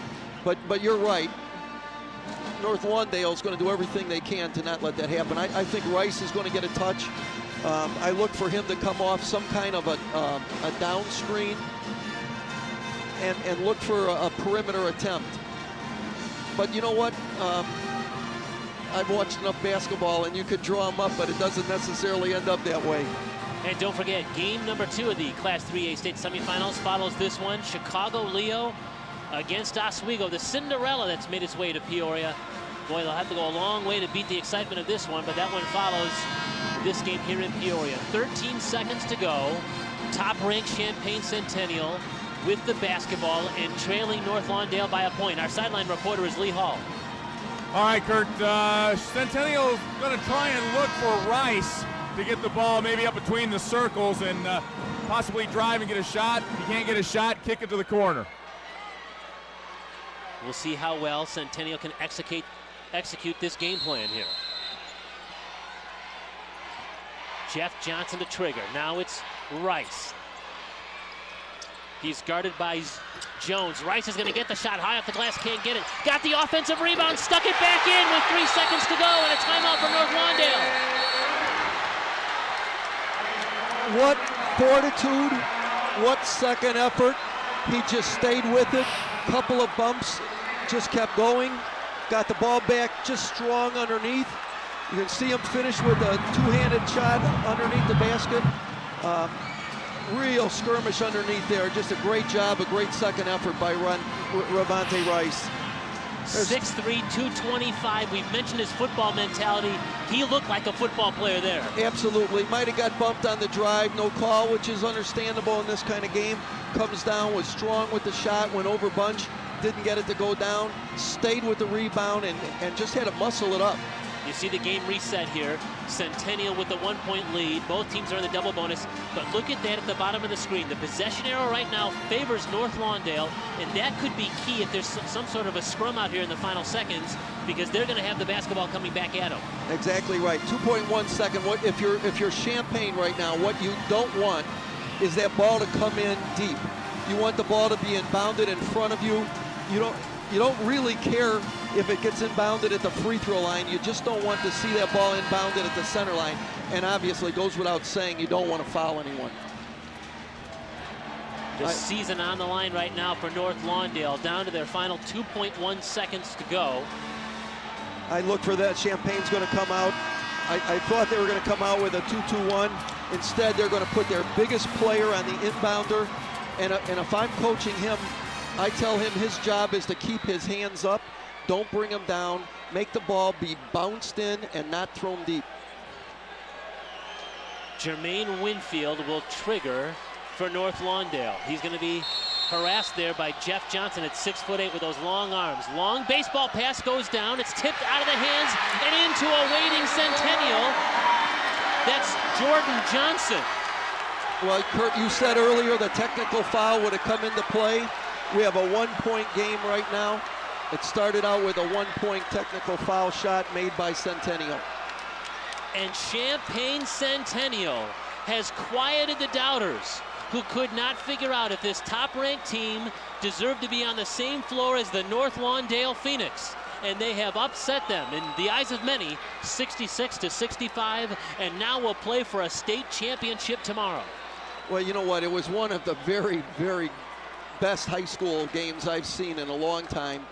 Two exceptional teams. We saw clutch performances on both ends. North Lawndale hit 8 free throws in the fourth quarter, 4 in the last 2 minutes. I thought Ravante Rice just really had a great second half. He had a slow start. Obviously, with a clutch shot he made at the end. And Lee Hall is standing by with a victorious Tim Lavin. Lee, take it away. All right, Coach, we kind of looked over your shoulder there in the huddle, and that's exactly kind of what you were looking for there at the end of the game, wasn't it? And I tell you what, we got 2 playmakers. James Kinney and Ravante Rice have been making plays all year long. And what we just battled, man. This team, nobody in this state, I think, thought we had a chance, but these guys in the locker room, we just battled. We made the plays. We need to make the plays. That's hard to believe that you're the #1 team in the state poll, and people maybe didn't think you had a chance. We were the underdogs. You look at the Chicago papers, they had North Lawndale winning it, but we got some basketball down this way, and we're going to go back, get rest, prepare for tomorrow, and ready to go. Thanks, Coach. Congratulations. All right, Ravante Rice is our Country Financial Player of the Game, 22 points. Coach was trying to get you the ball there at the end of the game. You got it and missed the first one, but got the second one. Yeah, he was just trying to get us to get a good shot in. I had James Kinney on the wing side, and my man stepped off him, so I drove to the hole, got the rebound, put it back. Obviously, North Lawndale's a great team. You guys ranked #1 all year long, but people question. I mean, people saw your schedule and saw, well, they lost to Chicago Hope. They weren't maybe a player. Maybe Centennial's not as good as people think they are. Yeah, we knew Chicago got that mentality, like they real tough, so we knew we had to come ready to play. They was pressuring us, but we got the ball down the court and did what we had to do. How satisfying to play for a state title tomorrow? I'm real satisfied. We ain't never did it before. Our school, this is our first time going to the state championship, so I feel real good. All right, good luck to you tomorrow. Congratulations. All right, thanks. All right, Ravante Rice, our Country Financial Player of the Game, Kurt Pegler. Wow, we're all still catching our breath, aren't we? Kurt Pegler, Bill Hitt back with you. A 1-point thriller with Champaign Centennial advancing to the state championship game. They knock out, as we heard in the postgame, teams nobody wanted to give Centennial an opportunity to win this game, and they just beat North Lawndale. You know what? Again, what a truly hard-fought game. I was so impressed with both teams. A lot of composure, tremendous intensity.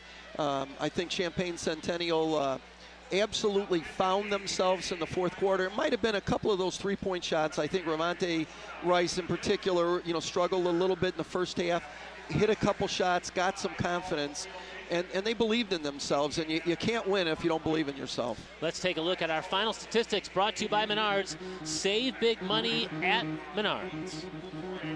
Well, you're looking at, again, 3-point field goals, 9 for 19. I think that was a difference. just in terms, the game was as close as everything is indicated. I think, North Lawndale an advantage on the rebounding, and the free throws down the stretch for North Lawndale almost won them the game. 66-65, Centennial 1-point winner over North Lawndale. Let's take a look at some of those highlights which shaped the final 16 minutes of play. A victory for the Chargers. Terry Johnson with a deadly three-point. He had a great game. Coming down, there's one of those three-point shots in the fourth quarter from Rice that just seemed to turn the tide a little bit, at least for them emotionally. And Kinney, what can you say? Great pass down for the finish. Rayvonte Rice just leading the Chargers again. This team was down 10 points at the start of the fourth quarter, and there's the final hoop with 2.1 seconds to go. Rayvonte Rice gets one look at it, missed it, stuck with it, and stuck the rebound back in for the win. The bunch steps up, and just to get the shot over someone 6'11", who is, in your way is a big deal, and then to be able to have the presence to come up with that loose ball. Chicago, Leo, and Oswego will play in the second of our Class 3A state semifinals. We've got some business to take care of. We've got a three-point shootout on the way. The Country Insurance and Financial Services Class 3A three-point shootout. And the man that's going to handle our duties on the sidelines for that is Lee Hall. All right, thanks, Kurt Pegler. Boy, what an exciting finish. Yeah, we are trying to catch our breath over here. That was unbelievable. Great way to win a game, tough way to lose one for North Lawndale. I know that's a tough way to go. Yeah, we're going to have some more excitement out here. Beyond the three-point arc, we've got the Country Financial three-point showdown. In case you haven't been with us the last 3 weekends, here's how it goes. 3 racks, 5 basketballs each. 1 rack on a wing, 1 at the top of the key, and a rack on the opposite wing. 45 seconds to shoot 15 basketballs.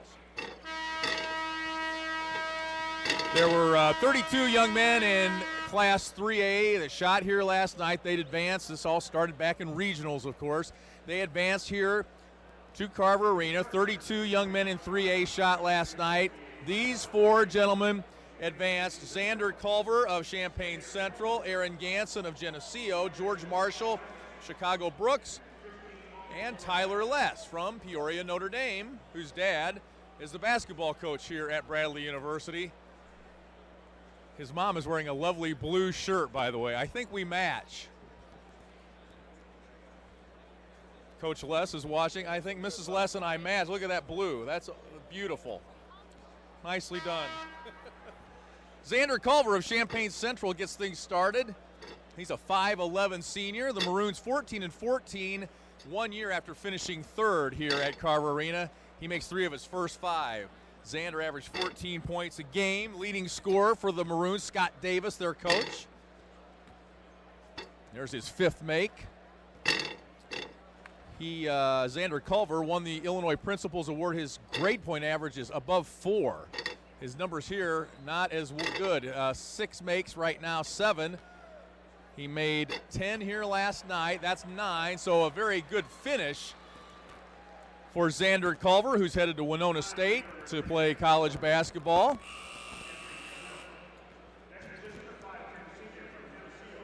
He made 9. 9 for Xander Culver. All right, our next contestant is Aaron Ganson, 5'10" senior from Geneseo. Maple Leafs, of course, a football power. Aaron averaged 11 points for Dave Martin's squad. They finished 14-14 this year. Aaron made 10 last night. His high in competition is 13 out of 15. Quad City Metro All-Star, Academic All-Conference as a junior. Interesting story he was telling me before the contest. His lung collapsed and a bone in his back broke as a sophomore. He missed his sophomore year, most of his junior year, and just now played as a senior. So quite a comeback story for Aaron Ganson, who's not only an accomplished basketball player with 6 out of 10 so far, he's a composer and a songwriter, plays piano, and has recorded a CD. A very talented young man, Aaron Ganson, with 9 makes. This for the lead. 10, he is our house leader, Aaron Ganson, who's headed to Bradley to pursue a degree in engineering. He was standing next to Tyler Less in the hall. I said, you better talk to this guy's dad. Aaron Ganson, our clubhouse leader. Up next, George Marshall, a 5'11 sophomore from Chicago Brooks. He averaged 18 points a game this season for the Eagles. Coached by Chris Head, the former Westinghouse coach who won a state title right here on this very floor. Big fan of that gentleman. George, Public League All-City, All-Conference, 18 points a game. They finished 29-7 this year. Lost in the Super Sectional to Leo, who is coming up next to take on Oswego. 4 makes for George Marshall. 4.0 grade point average. Wants to get a master's in business in college and play major college basketball. His goals. He's got 4 makes. He will finish with their 6 out of 10. Disappointing for George Marshall, but congratulations on making it here to the Final Four. Our winner here will move on to the King of the Hill competition that we'll have here tomorrow at Carver Arena. And the Slam Dunkers for 3A are coming up next. Here's the hometown favorite, Tyler Less, 6'2 junior, Peoria Notre Dame Irish. He made 12 last night. He's done that 3 times in competition.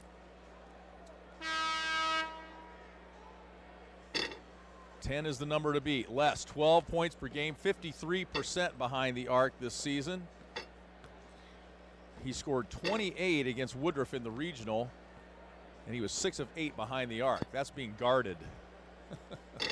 And Eddie Matthews, his coach, was telling me that he was 75% behind the three-point line in the last 12 games of the season for the Irish. 5 of his first 10. He needs all these to tie. His dad, of course, the coach here at Bradley, was the player of the year of the Missouri Valley Conference for the Bradley Braves. As a player, led them to a 32-3 mark in 1986. Makes all 5 to tie. How about that? He needed 5 out of 5 to tie, and he hit them.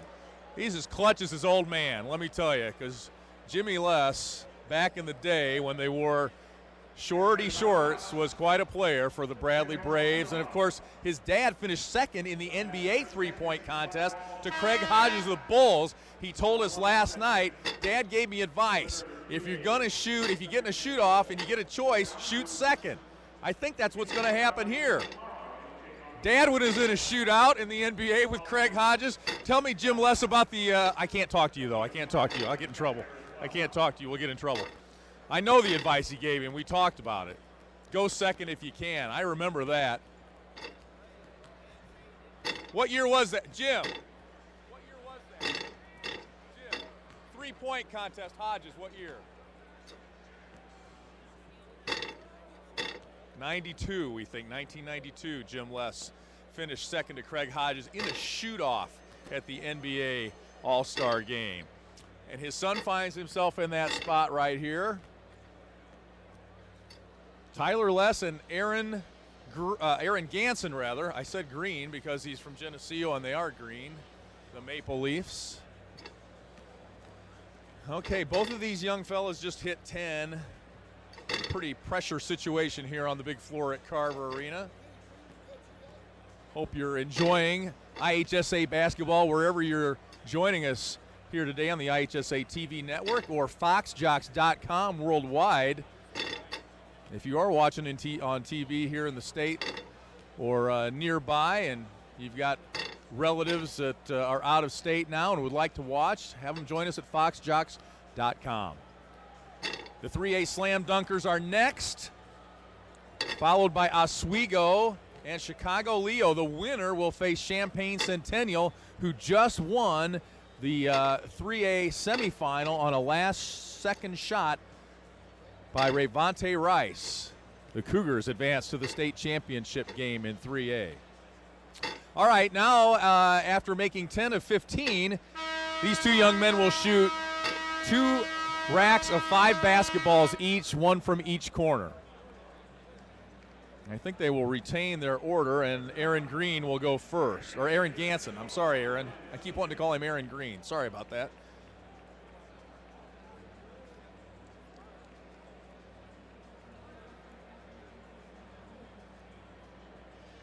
This is the kind of guy, young man, you'd like your son to grow up to be or have your daughter date, I think. National Honor Society, J. Kyle Braid Leadership recipient at Geneseo. And we mentioned composer, songwriter, member of the FCA, very involved in his church.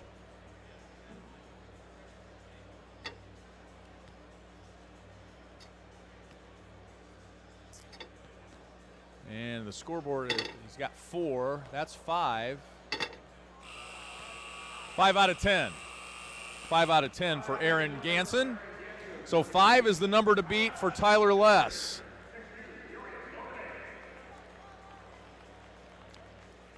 His father, the coach here at Bradley, he shot many times on this floor. And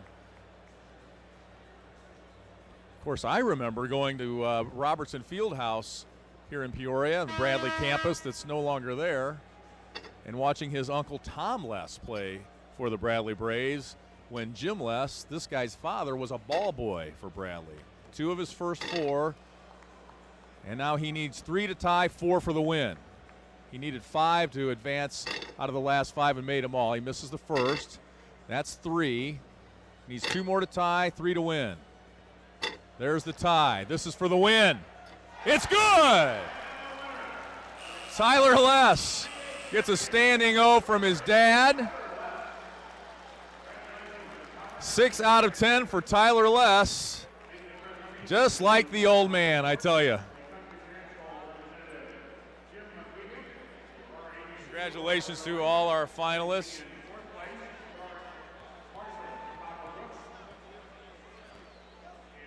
Congratulations to our 4 finalists, George Marshall of Chicago Brooks.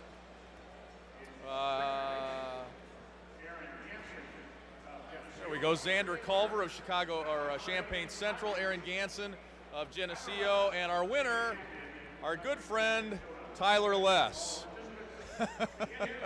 Well, not too bad. You had a pretty good competitor here, the future maybe Bradley walk-on there. I got to get you 2 guys together. Tell me about that last rack in the first round. You needed 5 to tie him, and you made 5 out of 5. I was just, relaxed. I think I knew I needed to make 5, so I just relaxed and shot it, and luckily they went in, so I'm pretty happy right now. Just like the old man hit all kinds of clutch shots on this floor. What does it mean to you kind of carry on that family tradition? It feels good. I've always admired my dad, and I've wanted to shoot like him for a long time, so it's nice to finally win a competition, kind of, put myself up there with him. All right, congratulations, Tyler Less. Nice job out there. Jim McGuigan is here from Joliet and Country Financial. Tell us about your involvement in this. Country Financial, so generous to keep this going and sponsor this event. Well, as far as I understand, Country's been doing this for 26 or some odd years, and it's just a great honor to be here and hand out these plaques to these great kids, and I'm just happy to be here. All right, thanks to Country Financial. Thank you for being here today, all right? Thank you very much. All right, nice job, Tyler Less, our winner here in the 3-point shootout, the hometown favorite. And now we move on to the slam dunk competition. So Tyler Less will join us for the King of the Hill tomorrow night here at Carver Arena, or maybe it's tomorrow afternoon. We'll have to check on that. Let me check on that. Hey, boss, we're live. Is the shootout tomorrow, the 3-point, tomorrow afternoon or tomorrow night? Dunk is tomorrow afternoon. The King of the Hill, Rich Piacek, telling us all about it. Would you like to hear? The King of the Hill championship for the dunk is going to be tomorrow afternoon after the 3rd place game to 3A, and for the Country Financial will be after the 3rd place game in the 4 game. The King of the Hill for both. Rich Piacek from Tinley Park near Chicago. Thank you, sir. One of the great volunteers. I tell you what, we don't talk about that. We don't have time to talk about that a lot on TV.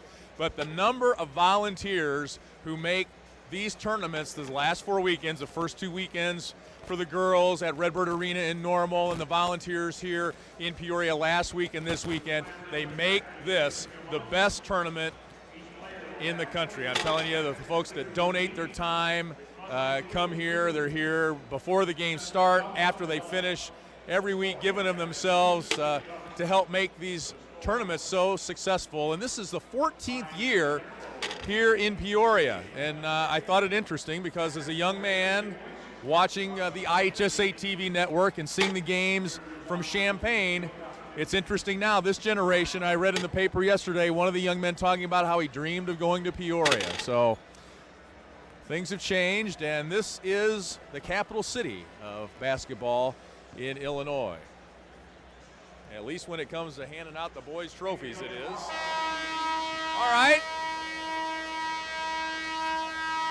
Let's meet our competitors. Travis Scott of Country Club Hillcrest is here. Zach Sweatman from Jacksonville. Brian McIntyre from Springfield Southeast. And Joseph Bertrand, our defending champion from Sterling. Travis Scott will get things going. 45 seconds, as many dunks as you want. It's all creative. It's all subjective. Because there are judges sitting on the benches watching. There's a nice little backhanded dunk there. 6'4" senior Travis Scott. Play for the Crest. Don Houston, his coach, 20-10. They lost to Brooks of Chicago in the sectional final. Off the clock and a miss for Travis Scott. All conference, all area, 15 points a game, 9 rebounds a game. That one doesn't go. He's got about 9 seconds left. He doesn't run track. He is a track athlete, high jump, triple jump, long jump, and wants to major in science in college. We'll tally the numbers here. The judges will at any rate, and we'll let you know how he did. He had 41 points, 39 for Travis Scott. He's our clubhouse leader. That brings up Zach Sweatman, 6'7" senior from Jacksonville, home of the Crimsons. J.R. Dugan, his coach, they were around 500 this year. And Zach averaged 10 points per game. There's a two-hander. 3-time slam dunk participant. He was all-tournament at the Glenwood Meyer Classic.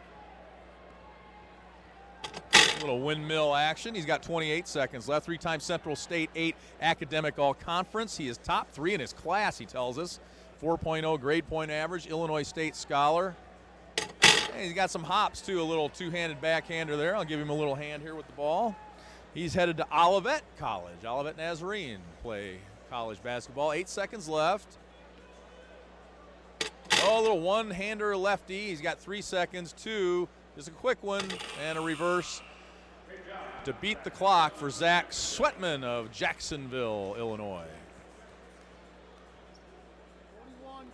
41 for Zach Sweatman, so he takes the lead. Up next, Brian McIntyre will show us what he's got. 6'3" senior from Springfield Southeast, home of the Spartans. Nice little reverse dunk there to get things started. Lawrence Thomas is his coach. Spartans were 23-7 this year and made it to the sectional. Springfield Southeast used to have a gym that had carpeting on the floor. They no longer have that, but that's, I believe Eric Bisher, the associate coach at Bradley, was a coach there for some time. They don't have a carpeted floor anymore, though. Brian McIntyre ran cross country, and he's a member of the Fellowship of Christian Athletes. Well, that would have been sweet if he'd have gotten that down. He wants to be a doctor someday, and he's operating here in front of a pretty large crowd. 5 seconds left. This will be his last attempt. Can't get it down, and that'll be it. So I'm guessing Zach Sweatman will stay in the lead here with 41 points. That is correct. So now it's all up to Joseph Bertrand of Sterling High School. 6'6" senior, 16 points a game. Warriors were 19-11 under head coach Peter Goff. And this guy is the defending 3A champion and headed to the University of Illinois. Oh, that one didn't go. Headed to the University of Illinois. I asked him if he watched the game last night, the NCAA game. He said, well, I tried. It's a tough night for the Illini as he makes that reverse dunk. McDonald's All-American nominee. He got that one down. That was a good one. Sterling's all-time leading scorer, second team All-State according to the Associated Press. First team IBCA. That is probably going to win it for him. Sauk Valley Player of the Year the last 2 years. Joseph Bertrand. Oh, hello. Hello. And there's your winner. 45. Yeah. He had 45 points last night. He gets 45 here. And Joseph Bertrand is our winner. We got to ask him. Oh, sorry, Russ. Step right in front of the camera. Now I'll just wait and ask him. Just wait and ask him when he gets over here. Congratulations, Brian McIntyre of Springfield Southeast, Travis Scott, Country Club Hills Hillcrest, Zach Sweatman of Jacksonville, and our two-time champion Joseph Bertrand of Sterling High School. All right, Joseph, congratulations. You told me back in the tunnel before you guys came out here you weren't sure what you were going to do. When do you decide? I was lying to you. I knew already. But the truth comes out. Yeah. I got kind of tired at the end, but had to dig deep. That is a workout, isn't it? Yeah. Tell me about what you've got in your arsenal. What's left in the arsenal for tomorrow? I don't know yet. He's lying to me again. Joseph, congratulations. All right, congratulations to all you guys. Thanks for being here. Joseph Bertrand, back-to-back slam dunk champions at 3A. He'll be back here tomorrow afternoon for the King of the Hill competition here at Carver Arena. Back after this on the IHSA TV network.